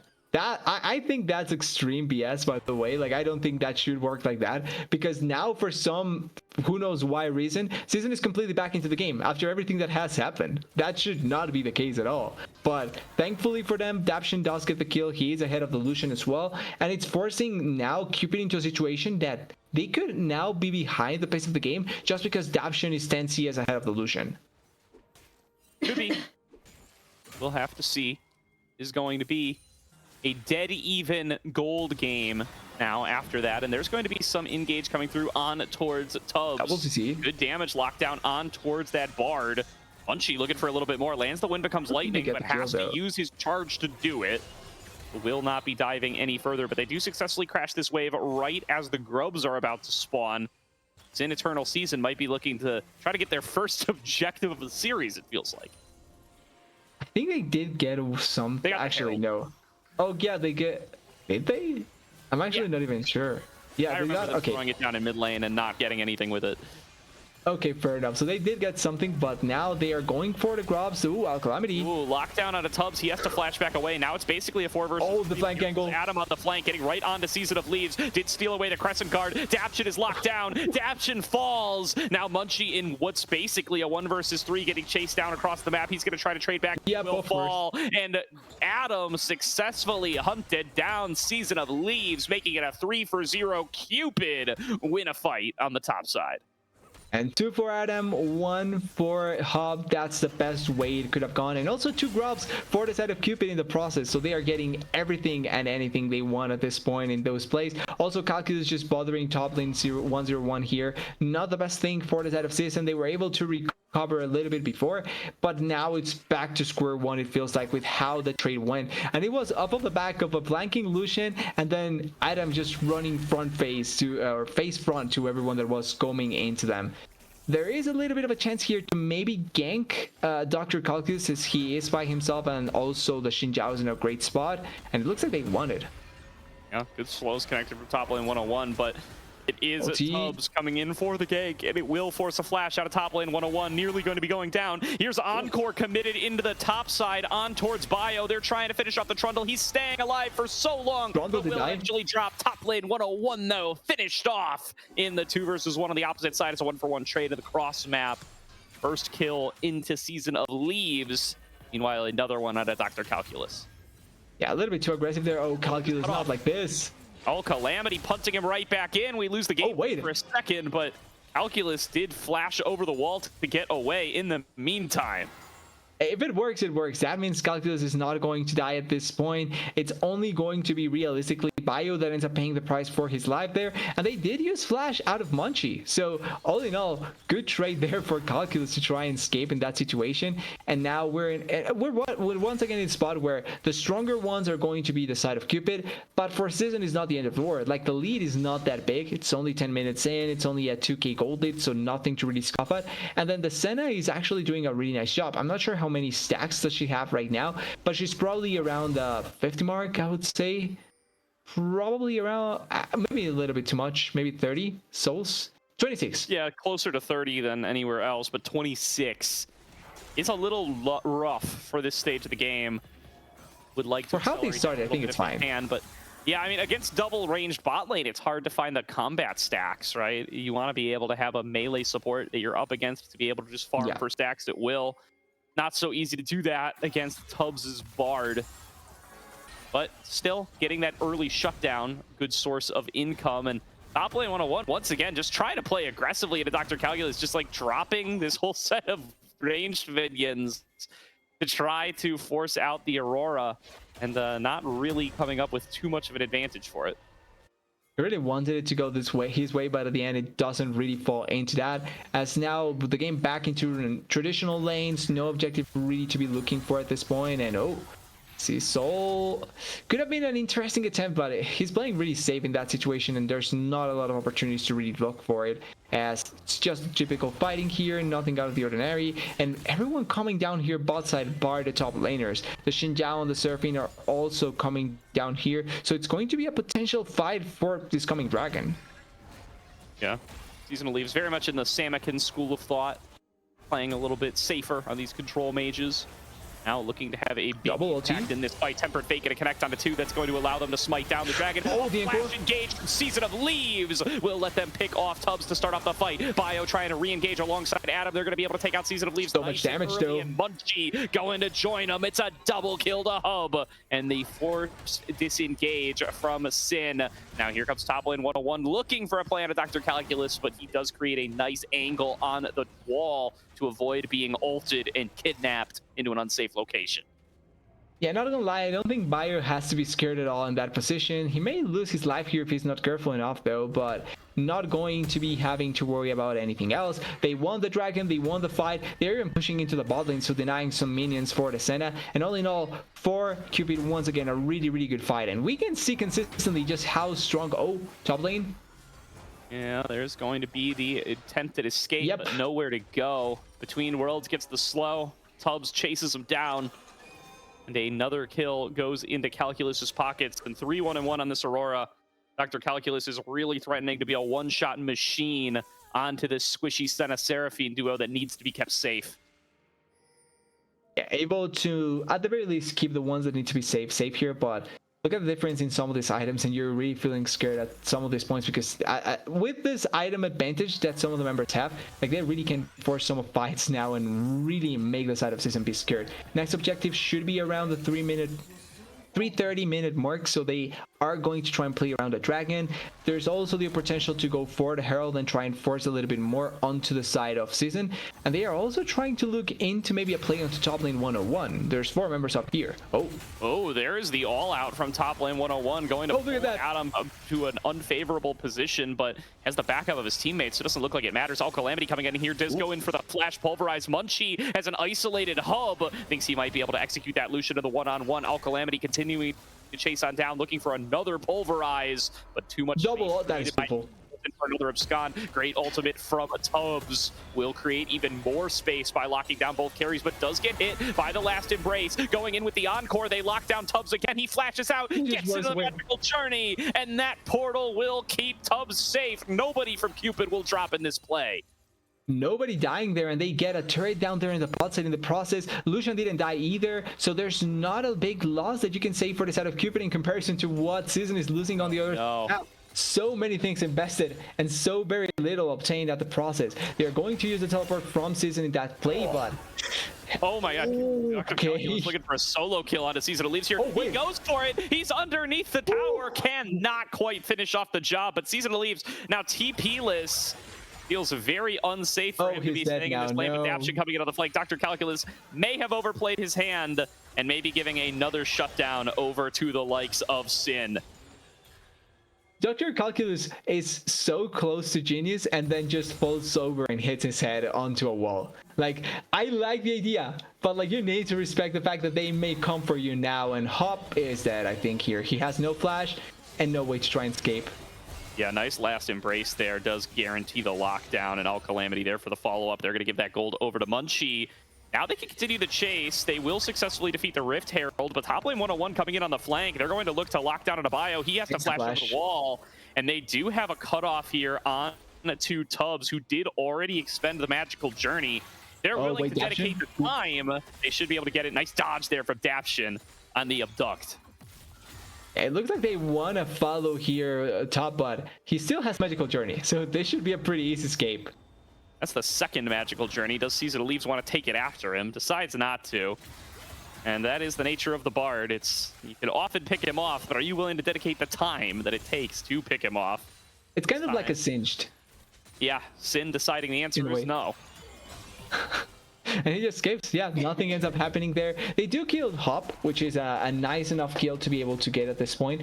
But it's also now 40 seconds for the next dragon. Calculus is pushing down this top lane. And they also have a Herald. So they could just make the typical play of drop Herald mid, get the dragon in the process. And if nobody's trying to go for Calculus, then he takes out the other side of the map.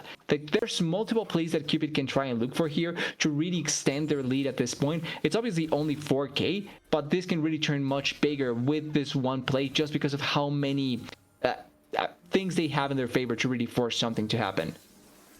Top lane 101 does complete the Kainic Rooker in there, gets his first full legendary item, was just stacking up Negatron cloaks before to try to stay in lane with the Aurora. Maybe this will help his staying power a little bit, where Dr. Calculus has just been dominating the side lanes for the vast majority of the game. Now let's see how this 4-on-4 goes. It's another flash engage from Season of Leaves, and it is Tubbs dropping first once again. Will they be able to get much more? Not looking like it for the time being, and that's a lot expended for this. They do get the Xinjiao ultimate on towards their Silas. They do get a nice slow onto Bio, looking to chase a little bit further. Dr. Calculus on the side, top lane 101, standing right alongside him. And the SYN Eternal Season with the numbers advantage need to flex some muscle and take a dragon. It's for no the first longer time there, this though. series. It's not going to be any longer there, because now Hob is back here, so they can technically try and play around that. Hob and top. They have teleport from the Aurora as well. Oh wait, Adam is by himself.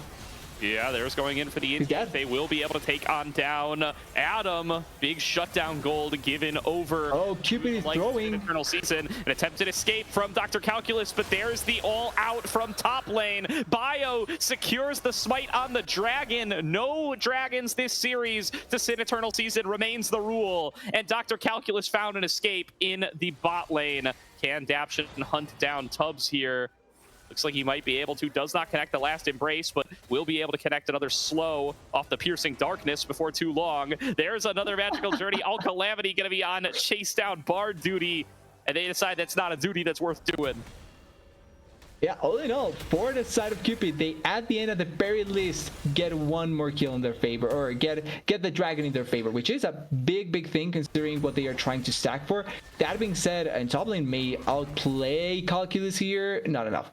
I'm surprised that Adam opted into going in like that. He just needed to wait a little bit longer because he was CC'd to death. He didn't have any way of healing after that play because he just got CC'd to death. And even though Soul had a great flash engage there, they did commit a lot to just kill the Bard, and it could have turned really badly if they don't get that kill onto the Bard, or if they are not able to at the very least kill Adam after that. Because that dragon just went pretty comfortably for the side of Cupid. They were able to then run away without much issue, and they weren't able to really give up anything else for the side of SYN. Now, Adam maybe locked down here again. If they're willing to commit the Encore, they will be able to lock him down. Instead, they will just settle for a forced flash. Make some of these engage opportunities a little bit less juicy. SYN Eternal Season of finding their footing in the last couple of minutes. They collapse the gold lead somewhat. They find a couple of picks. The threat of this Ocean Soul going to make things very difficult for them. They will still find their hand forced at the 2-item spike rather than what they would hope to wait for a little bit later. Yeah, weirdly enough, it feels like even with the Soul, it's going to be something that SYN can play around with, because I do think that there could have been a much bigger issue if it was something more burst oriented. But if it's just a longer team fights, it's not going to be the end of the world for them, as they are trying to maybe fight here, but I'm not sure about this.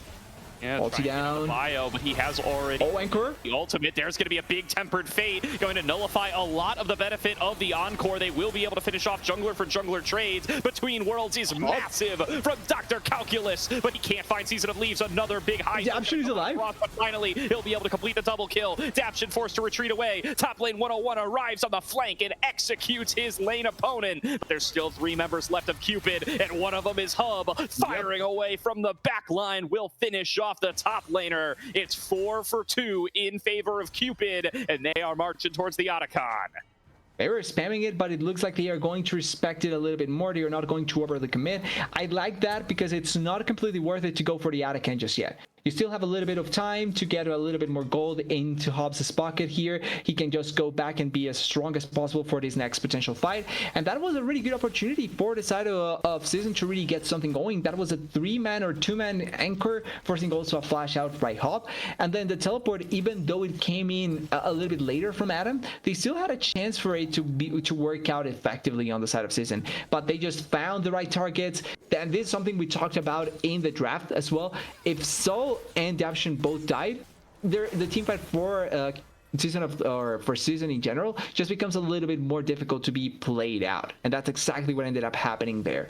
They need to keep both of their carries alive, or better said, both of their support carries alive, and that way you can play the longer fights just much better. Yeah, we'll see if they're going to be able to get those longer fights as this game continues to go on. 1 minute to go on this next dragon spawn. Want to see if Seasonal Leaves has been able to pick up their second legendary item. That definitely feels like it's going to be a critical break point.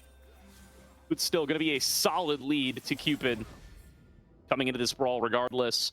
The Otacon not secured. It does give a little bit of breathing room to SYN Eternal Season, and they did complete the Staff of Flowing Water on Seasonal Leaves' side. Importantly, though, they are keeping Season of Leaves down there in the bot side, answering to the Aurora, which I think is a really smart plan. Oh, wait, Daption. Oh, Calculus coming over invisible. Wait, Daption. Makes a Yeah, massive play onto Daption. And what a play from Cupid's top laner. They take the bot lane right off the map, and that is the easiest Otacon I've seen. Yeah, that should be a pretty easy obtention of the objective. And here, Munchie is also fighting Calculus. Calculus has a lot of damage, but Munchie also does. Ooh, Munchie trying to make it happen. Has the backup of a beat drop from Seasonal Leaves. And that will they're giving up Dragon, though. Kill to 1 for 2. This Otacon will drop, but they will at least be able to deny the soul. That will give a little bit more breathing room to SYN Eternal Season. I dislike this trade so much. I think you should have gone for Dragon there if you're Cupid, because it's not only the Dragon. Oh wait, Smite. Actually, no, he doesn't have Smite. Because even if you get the Atacant, you're not going to really close out the game here. But if you get Dragon, oh wait, Calamity. Oh, but Daption, I mean, actually Daption, yeah. Cooldowns. He can't keep Daption safe. And if you can't keep Daption safe, you can't be in these brawls. It's a double kill to Adam. And Cupid continuing to bully the SYN Eternal Season bottom lane. Seasonal Leaves getting right back up here. Lands a big encore. He and Munchie trying to fight this one out. No hijack available. And they will get that shutdown gold back into Seasonal Leaves. But they have the damage to finally finish off Munchie. Top lane 101. Gonna come in here, sub in as the frontliner commits the all-out. Locks down onto Hub, but Barrier gives him the shield. He needs to stay alive in between worlds. Gets the damage onto everybody. Seasonal Leaves forced to flashback away. Watch his inhibitor fall, and Calc is looking for a re-engage. He really just want to go for more kills there, but he has to be careful. This is not a position to really just stay longer in that place. 2 members already down for the side of Cupid. You don't want to lose more, and it looks like Calculus may be another casualty here if they are not careful enough. Oh, the auto attack from Calamity to find it's enough. Beautifully done.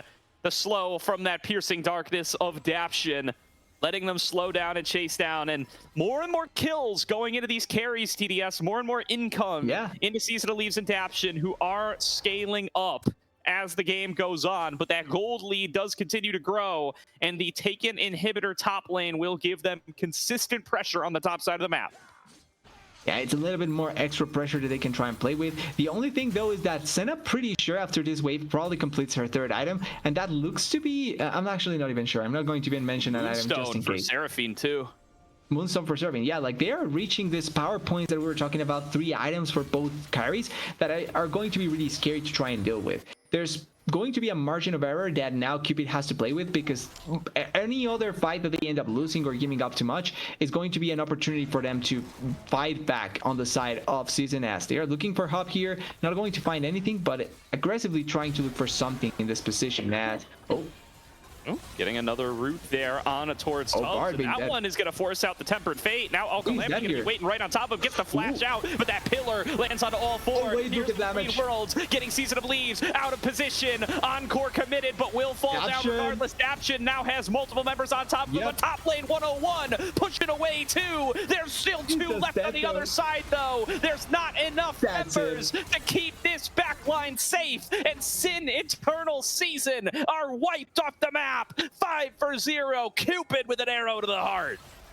They get an arrow to the heart and also a fly into the upper side of the GCL bracket stage. Now they are going to be facing the tougher opponents, but this was such a good game and such a good series by Cupid. Focusing too much onto the Bard, turns out that it's not a good plan, and Season just learned that the hard way. Welcome to the ACL playoffs. Cupid Esports, a 2-0 series, back-to-back 2-0 series up against SYN Eternal Season, by the way. 4-0ing them over the course of this GSL group to be able to cement themselves a spot in our playoff bracket. They will be somewhere in the 5th to 8th range. We will see how they perform up against our other Pool 2 seeds to determine that. And that will be And a game that was really Cupid Esports favored the whole way through. SYN started to fight back, started to show some signs of life with the scaling, but did not come to fruition in time. And Yep. a massive game from Dr. Calculus in particular. And you can really see it from start to finish. Gold lead in favor of Cupid, and they never let go. Maybe a couple of bumps in the way, but never letting go of the gold lead. And really, just a nice game overall in general with how they played it, how they tried to force it. Just a really nice awareness of what their composition needed to do to be able to win. I do think that they need to maybe just control a little bit of the aggressiveness that they have in some plays, because they could have really messed up the game in some of those situations. I think the dragon play particularly, it didn't end up mattering that much, but the dragon really could have been an elder at some point, and that elder just closes out the game really easily for them. But this was just extending the game unnecessarily at some point. That being said, they close it out, they win, and they are now another team, another representative for the playoffs. And we need to wait and see how SYN is going to respond, having to face a little bit more competition down there in the lower side. Absolutely here. Really good stuff from the side of Cupid. And very excited to see what they're going to be able to show us from here on out. Meanwhile, SYN Eternal Season, this is not the end of their ACL run. They will be the top seed in the next run of GSL brackets, where a win or a second place finish will get you into the rest of those playoff slots. But they will be on the lower half of seeds. They will have a tougher journey than the likes of Cupid or other teams who have already found themselves qualification into the playoffs. I'm kind of curious here, though. So quickly, I just want to know a little bit about the situation now with some of our upper bracket teams, because we're obviously going to go into the draw show. We're going to know what they are going to face. But do we know which are the remaining teams that are going to be going here until the upper, or not yet? For the pool 3 teams, because I think this is the only series that's over. We will know that SYN Eternal Season is one of the pool 3 teams. The other ones may be placeholders. It'll be like Noxus Seed 3, because we don't know who out of Gravity or Milky Sports Milk it's going to be, etc., etc. So we will do it anyway. We won't keep everybody waiting around until all the series end up, especially because some series have been pushed out to later in the night. So we will still go through with that group draw. Before the group draw, we will have a quick interview with Bio after a win from Cupid Esports. So we're going to throw it to a quick break here to pull Bio in for that interview. But once again, do want to give a shout out to Zen Market. Reminder, Zen Market is your one-stop solution for buying products directly from Japan. They'll help you buy items from over 10,000 shops in Japan, as well as place bids on auctions on your behalf. They'll even consolidate all your items safely into one box and can ship internationally. They provide excellent customer service in 19 languages, which is why Zen Market is trusted by over 2 million users worldwide. Check out the panel below the stream or click the link in chat to try them out now. If you sign up with promo code Aegis, you'll get 1,000 yen off your first international shipping fee. And in addition, we do have a special viewer giveaway going on. Type !giveaway in the chat for your chance to win a Nintendo 64. We're going to throw it to a quick break here, but we'll be joined by Bio once we're back.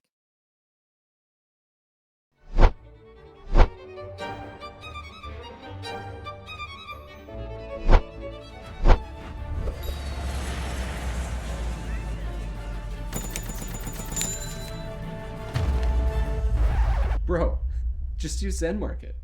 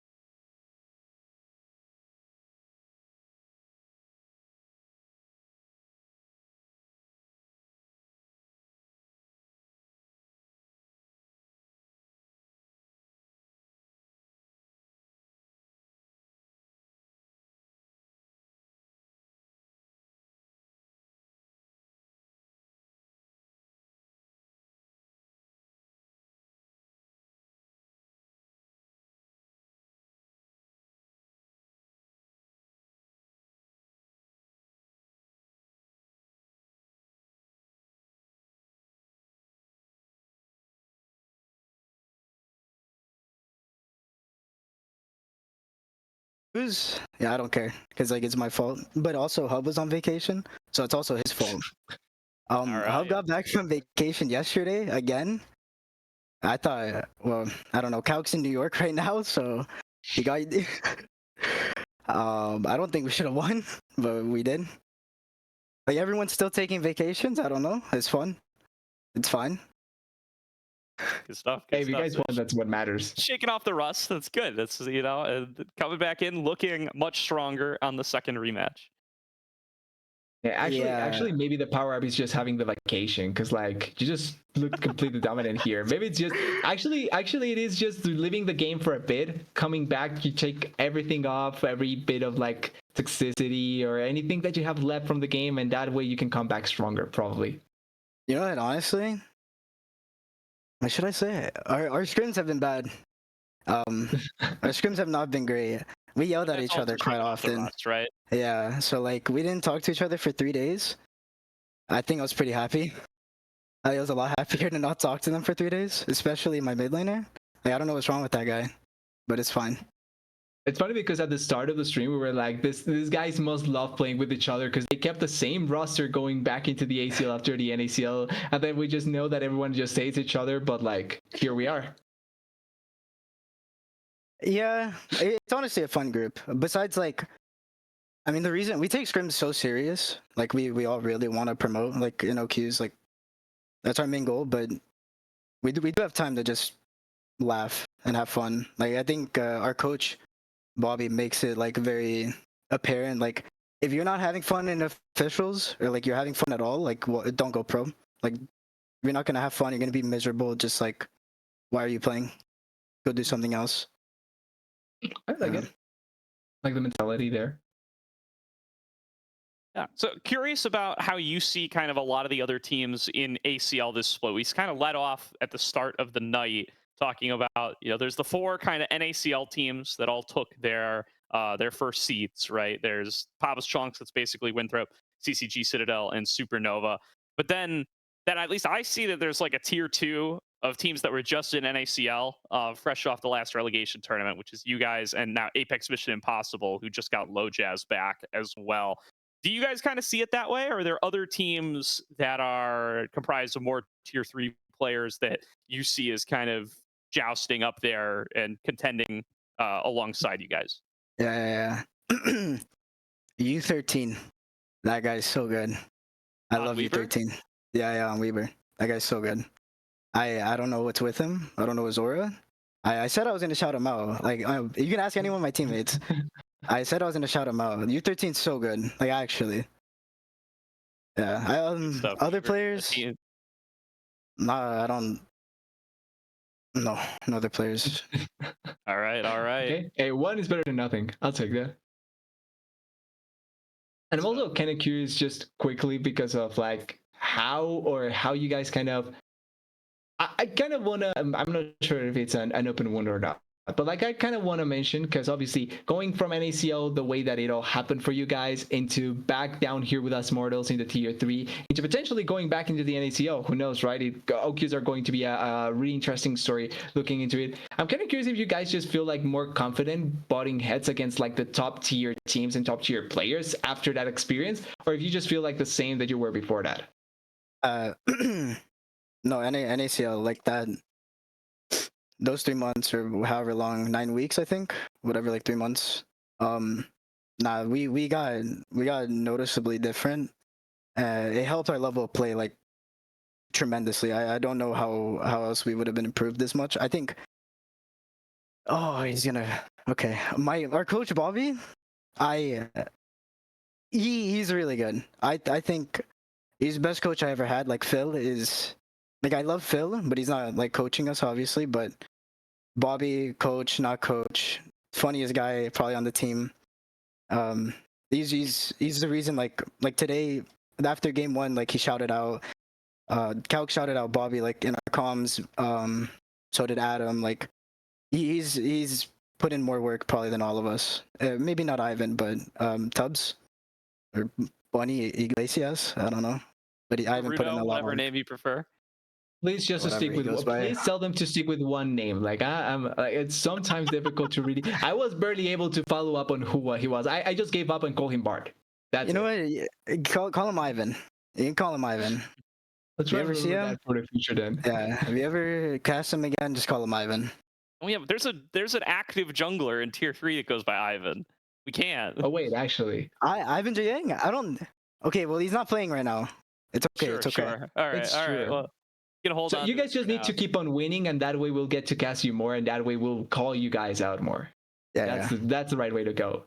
Yeah. That sounds great. Good stuff. Good stuff. Well, I don't know how much you guys are keeping track of the format, but you guys have got a couple of another GSL group up ahead of you with other Pool 2 teams. Still finding out who some of those teams are going to be here. Do I play tomorrow?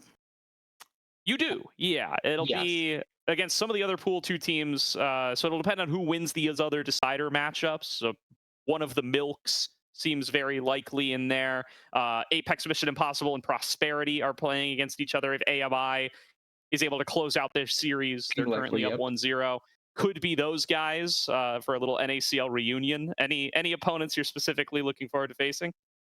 No, but is there a top lane sub I can get like out there?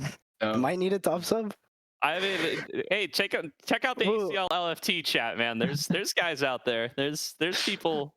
There's That's a people. good start to tomorrow. We'll figure that out tonight. Am I excited to play any of them? Maybe Enthralled, just because I love Enthralled. But Good stuff, other good than that, probably not. All right. Anything else from you, TDS? Fair enough. No, I think it's going to be a fun one. You guys, I hope that you can just shake the raw stuff, come back really strong, because I coined you guys as a dark horse. I need you guys to actually be a good dark horse, because I need to look smarter every time like you guys play. So hopefully you can perform pretty well. And then also, I don't think there's anything else. Just go perform as well as possible. And I hope to see you guys in the Okies as well, because your team is really enjoyable to see. Thank you. I appreciate it so much. Of course, man. Well, last word goes to you. Anybody you want to shout out? Anything you want to say before we head over to our group draw? Actually, we are not closing out tonight, so not yet. Don't touch that browser yet. Maybe I'll give more shout outs if we make it further. For now, I'll do Enthralled. Big part of a reason why I'm even this far ahead. All right. Who else? Bobby, again, that guy's the GOAT. Probably should be on a tier 2 team and not with us like tier 3 losers. I don't know. U13. U13 should probably get some tryouts. I think that guy's really good, really smart. Always he's like Kryra, you know? He somehow is always ahead. Like no matter who he's playing with. Like Kryra was really good as well. Like I don't know how that guy's so good as well. Biggest shout out, I mean, just Jesus Christ. He's always on my neck. I keep him with me every day. Good shout. That'll be it. That's probably my shout outs. All right, good stuff, good stuff. Well, thanks so much for hanging out with us, Bio. Congratulations once again on the win tonight and on qualification for ACL playoffs. Looking forward to your next GSL group and your playoff run, which will come up in the next couple of weeks. For everybody at home, stay tuned. We are going to get into the bracket draw for the second stage GSLs, those final qualifying matchups that will determine who the final 8 playoff teams are. We'll use placeholders for the yet to be decided Pool 2, Pool 3 matchups. So we'll be able to go ahead even though other series are still being played right now. We're going to throw it to a quick break before we get started there, but stay tuned. It will be coming up very, very shortly. Thank you once again for joining us, Bio, and thank you for everybody who tuned on in at home. For myself, TDS, and Caddy on production. We'll see you in a couple of minutes.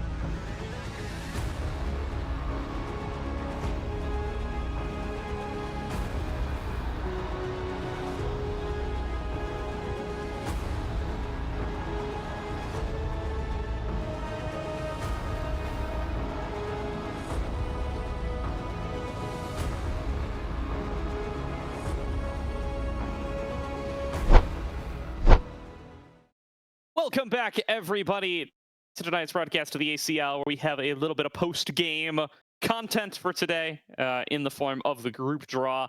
We are going to draw the 4 decider groups here. As I mentioned earlier, only the Ionia group has been determined fully. They're the only group where we know the Pool C team, but we can use placeholders for the rest to find out who is going to be kind of serving in those spots, and we know all the other teams, so we can draw all of the groups right here, right now. I got TDS with me still, and TDS, let's, first things first, let's talk about how the format works still, just as a refresher for anybody who isn't sure. All of the teams that have not yet qualified for playoffs are in 4 different pools based on where they finished in their GSL group. We will be pulling 1 team from each pool to form a GSL group. We will do that 4 times. You cannot be pulled into a group with anybody who was in your first group, and then you'll play out a quick little double elimination GSL bracket there. First place and second place will make playoffs. The final 2 teams will be eliminated. Yeah, it does mean that obviously if you haven't arrived yet into playoffs, you have to be a little bit more scared of the fact that there's always that potential to get eliminated. But that being said, it kind of helps us just to be able to determine much better which teams are going to just be left here. And I think this makes it so that the competition for the remaining spots are going to be much closer. But particularly, I would say for the last remaining spots, I would say like for, I wouldn't say elimination places, but like I feel like the eliminated teams are going to still be competing really heavily, but the few remaining spots on the lower side of that remainder pool is going to be much more competitive than I think in previous splits, and that makes it more interesting because the closer we are to being able to decide that, the more competitive it's going to become. For sure, for sure. Well, with that said, let's get into it. We got a spinner for our first pool of 4 teams. Everything on the table here. This is going to be SYN Eternal Season and then placeholders for the other 3 groups. Demacia C, Spirit C, and Noxus C. We are pulling for Decider Group 1 to start things off. Let's spin the wheel.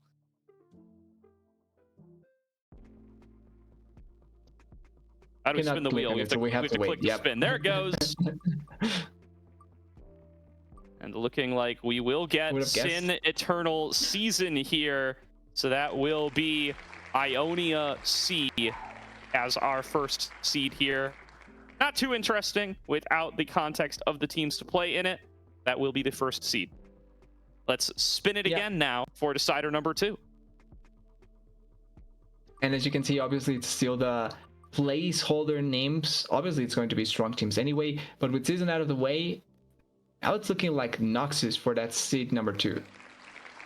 All right, looking at Noxus C here. So still TBD who that is going to be, but they will be joining up a separate group, of course, from SYN Eternal Season. I think good reminder just for people to know, it's Prosperity and AMI, the ones that will decide Noxus on the Noxus C is going to be them. Mm-hmm. Spirit C now for decider group number 3. And who's that matchup to which is, just to remind, it's Milk, Esports Normal Milk, and Lotus. All right, and then Demacia Group C TBD will be finaling out in decider group number 4. We can spin it for funsies, and that will be who it is. So no matchups yet, of course, but that is going to be the pool 3 teams determined for each and every GSL group. And with that, we can just get into F. I think it might take a second or 2 to set on up the spinner, but as soon as we have the spinner set up, we can pull on up our F teams and we will get our first matchups determined here. Reminder that nobody can be drawn into a group with a team that they were in a previous GSL bracket with. So no other Ionia teams in Decider 1, no other Noxus teams in Decider 2, etc. So let us see who will be facing off up against SYN Eternal Season in Decider Group 1. Yeah, the first matchup, I would say probably the most ideal for what they are looking for. And to start it off, it's looking like Calamity Black. Calamity Black. Wait, so they were in the same... Calamity Black is from Ionia, so they cannot go in Decider 1. They will go down then to Decider 2. So they will be facing off up against the Noxus group. And that is where Calamity Black will find themselves. And that's why it's important to always consider who the next one is going to be, because you cannot go against your same side or your same group. And Calamity Black now having to go maybe against an easier opponent, quote unquote. Like, obviously it's going to depend, but this is going to be a fun matchup to try and notice. Remember, it's going to be decided between Prosperity and AMI. Whoever is left there is going to be going against Calamity Black here. Yeah, now let's try again to find an opponent for SYN Eternal Season. Anybody is on the table for this now, as the Ionia group has been found.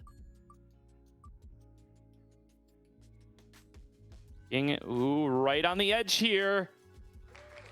It is Zero Animosity out of the Spirit group.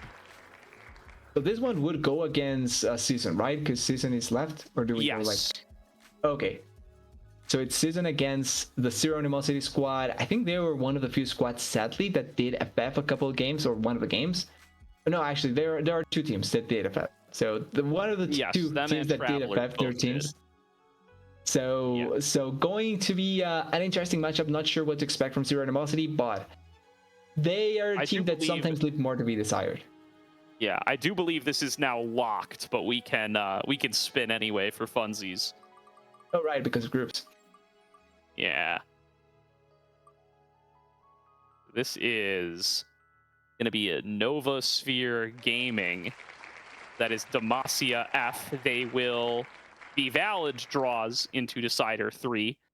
That will be Demacia F as a Nova Sphere Gaming Myth. They will play up against the Spirit groups. We'll see. And we can round that out.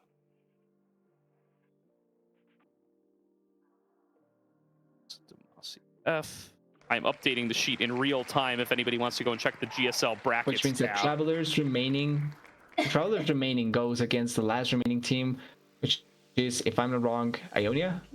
Kind of trying to be sure. Actually, no, it's sorry, it's the Demacia, right? Because the other side was the Demacia. So this is not. It is the last remaining. Yeah, so they will play up against Demacia. Apologies for me being off camera, as I am updating the sheet in real time here. That will be Travelers seeded into Decider Group 4, play up against the winner of Demacia. So now we can move on to Pool D and find out what the other side of the bracket is going to look like. I think the big name to look at here, TDS, is Komodo, a team that fell lower than most people's pre-tournament expectations. This is going to be the team that many are looking to dodge. Oh, are these Pool E teams? Look like Pool E teams, I think they are which is one fine. Below. Wait, Komodo's in Pool E? Sorry. Is that right? Oh, Komodo is Pool E. Pool D. Yeah, because Komodo was upset by Ember Foxes. Yeah, I'm thinking of Ember Foxes. My bad. So yes, these are Pool D. So we will pull Pool D here. So starting off with Decider 1, reminder, no Ionia, no Spirit eligible here. Noxus is a valid draw. Will be a Noxus seed D, Ember Foxes seeded into Decider 1 with SYN Eternal Season and Zero Animosity. Yeah, already setting up to be a potential real exciting matchup there, with the remainder of what can come down there. And the three remaining teams are still quite strong, obviously. Yep. So now looking into our next draw, no Noxus, no Ionia can be drawn here. Looking at Weber State, I think this is an Ionia draw, if I'm not mistaken. So not valid for Decider 2. Will instead drop down to Decider 3. Just making sure that that is a valid draw. I do believe it is. This is Ionia D, Weber State. And then can I see who's left really quick? I just want to make sure we're still in a valid draw it's here. Galaxy and Calamity. 1 second. Ionia D goes into Decider 3. So we have Spirit left and Calamities from which group? Calamity quickly is from Demacia. Yeah. Okay. Yeah. Preliminary one. So Calamity is forced to be seeded then into Decider 2. We can spin this for fun. Kind of funny how it kind of feels predetermined at some point. But yeah, with the last remaining, it's Galaxy going to be selected, but obviously Calamity going to be already predetermined as well. Yes. So Galaxy Gaming as Spirit need to go. And sorry, the other group, Calamity is in which group? Calamity is in Demacia. So Calamity needs to go into Decider 2.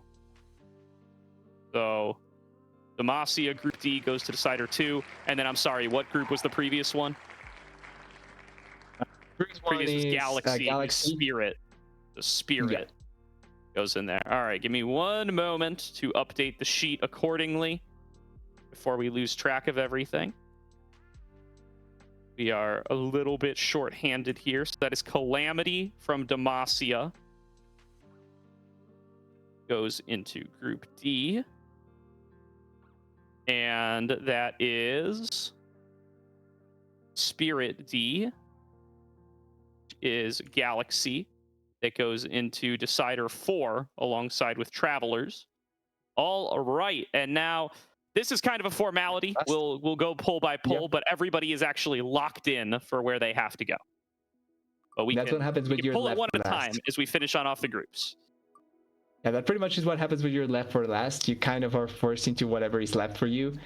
And with Komodo, we were mentioning that before, but Komodo, the last remaining of the set of Noxus. Yeah, Komodo as Noxus E are forced into Decider Group C3, so they will join Novosphere Gaming, Myth, and they will face off in their first match up against Weber State University. Already stacked. Already stacked matchup. This is kind of the draw you didn't want as any team here. It will be Weber who gets the unlucky draw to face off against Komodo in Decider Group 3.